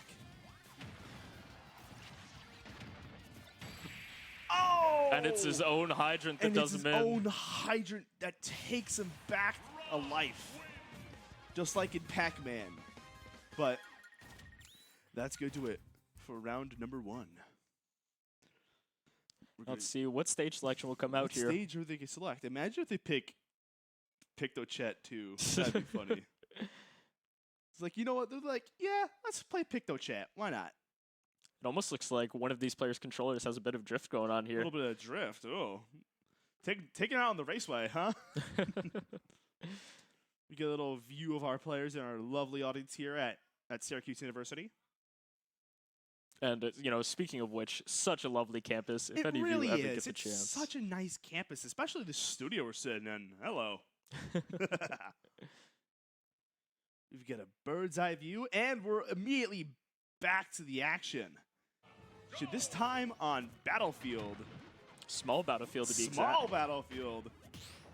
A very interesting stage pick, in my opinion. But we'll see how this plays out. Some nice early tech chases coming in from Rob here, getting a lot of percent early on. 64, it's not even a minute in. But you have to realize, though, Rob is a very all or nothing character, honestly, right? It's like he either combos you to death or he gets comboed to death. So we gotta see how this plays out. Some very tricky setups coming in from this Pac-Man. Seeing also a lot of use of that smash attack. A lot of use of that smash attack, and that Hydrant barely misses Rob. With the double parry and a failed spike attempt. We see Tadpole trying to make some sort of setup work here with that hydrant, but unfortunately its properties are a he's little not too able weird. to.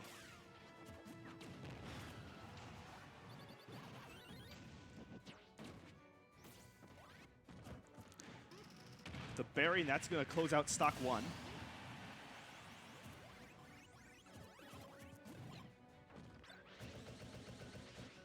There's that bell we were That's talking going to about. be a right back. Right back.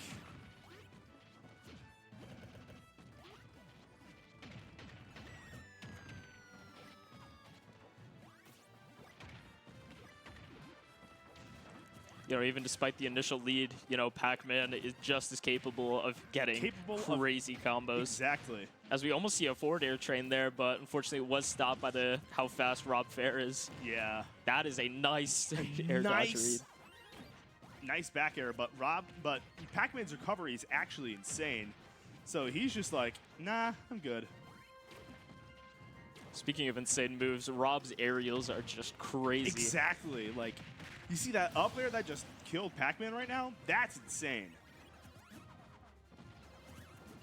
What, this game came out in 2018 and people still don't know exactly how to DI Rob up air. Exactly.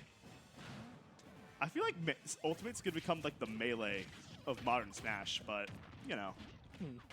You know, I sure hope so. I have loved this game since it came out. Oh, this nasty spike right under the trampoline is going to close out stock 2. Absolutely vicious play by Tadpole. You know, we have seen this Rob, you know, take game after game, especially in this tournament here. Game after game. What's he going to go for next? He's like a headhunter or something. Speaking of the headhunter, there he is right now. Say hi, Edwin. Wave to the camera. And there's there's SpongeBob. Say hi to him.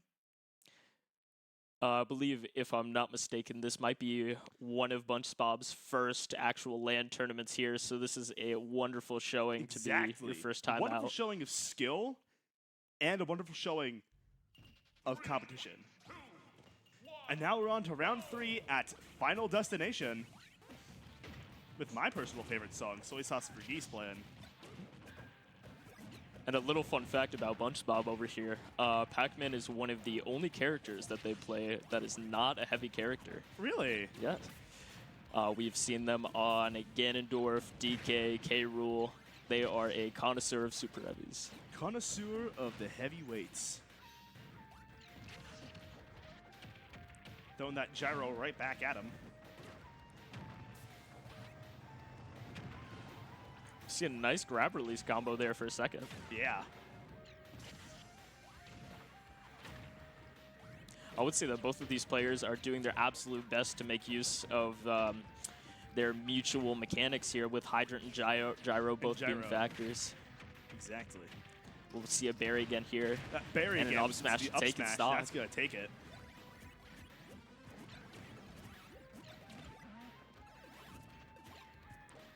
Narrowly dodged that bell. That's just a nice forward smash there. Yeah. And just like that, it's all tied up again. Just like that, it's tied up again. But can these players stay level-headed? And who will come out on top? That's what I'm asking. That is a wonderful question. You know, even though it is 2-0 right now. These guys are evenly matched. Let's be real here. And that's a nice jab block coming out from Pac-Man. And Rob can 0-to-death you. They can 0-to-death each other back. And honestly, that's a very interesting showing. We see this down air coming a lot now to just rack up percent. It's a huge hitbox, quite misleading. Very misleading. And trying to take control with Gyro. But he does have to be careful with the bell, which he just threw away.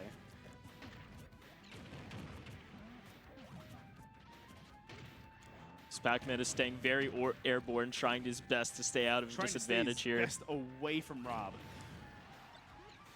Oh, but the gyro misses. Nice get up attack, resetting back, but Tadpole's right back in there. Oh! And that's the stock. That's the stock from the Hydrant. Putting out his fire.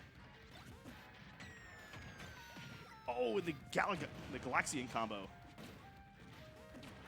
You actually see a reversal of the roles here where, you know, Tadpole was once in the lead. Tadpole was once on top, but now he's kind of up against the ropes.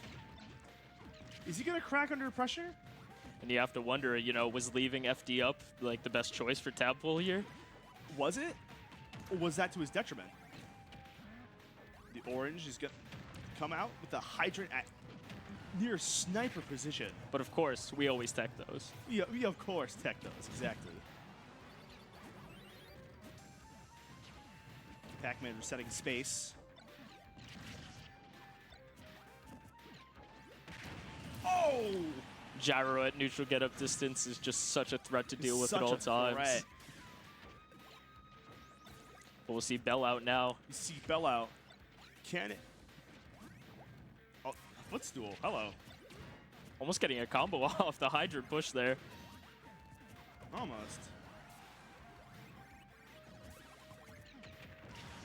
This is the Bell. Key's gonna but hit it's right the key. through.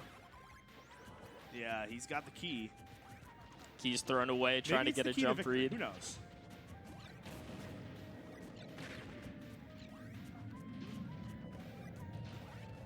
See a lot of safe down tilts coming out. One of A Rob's lot best of very moves. careful play here. That's just a raw F smash in Raw neutral F there. smash at 160.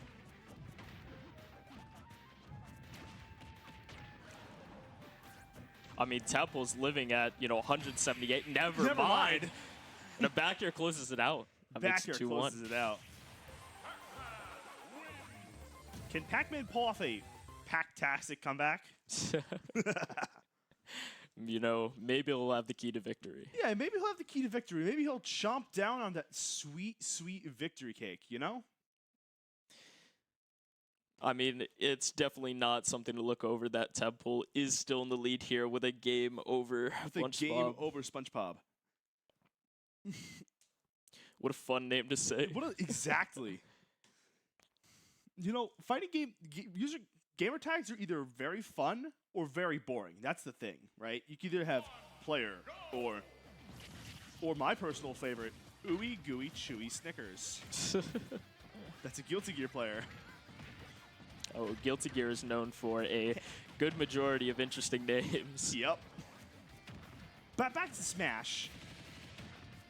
We're seeing PS2, which is a pretty safe pick, I guess, right? It's arguably the most even, where Yeah. most players attempt to start. And we just have Pac-Man swinging out here. I don't know if that was a Head- misinput, but they are going for it right out of the gate. Coming out swinging.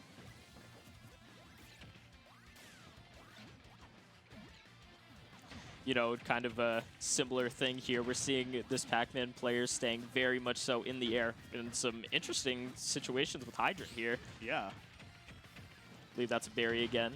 Be the up air. No. What's the up tilt? The smash from this Pac-Man player is very, very good. Another berry. Oh, and that up That air's takes the gonna kill. hit. Yeah. We have Gyro and Galaga out now. Oh, it's Bell. Never Galaga- mind. Gyro and Bell, but the Bell's gonna whiff. Pac-Man's gonna get a combo off of that too.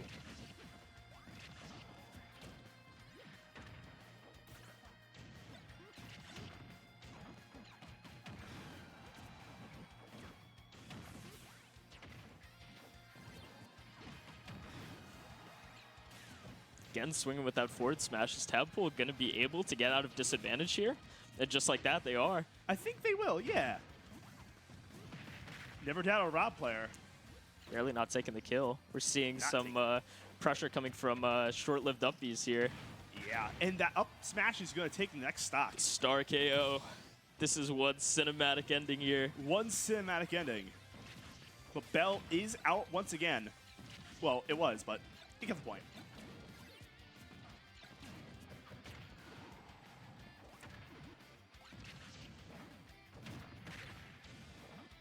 Seeing a lot of ledge play here.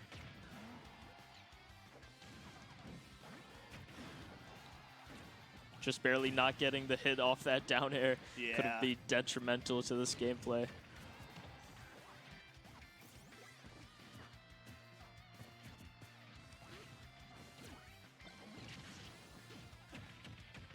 With the grab. The grab into the up air. It's the and he kills.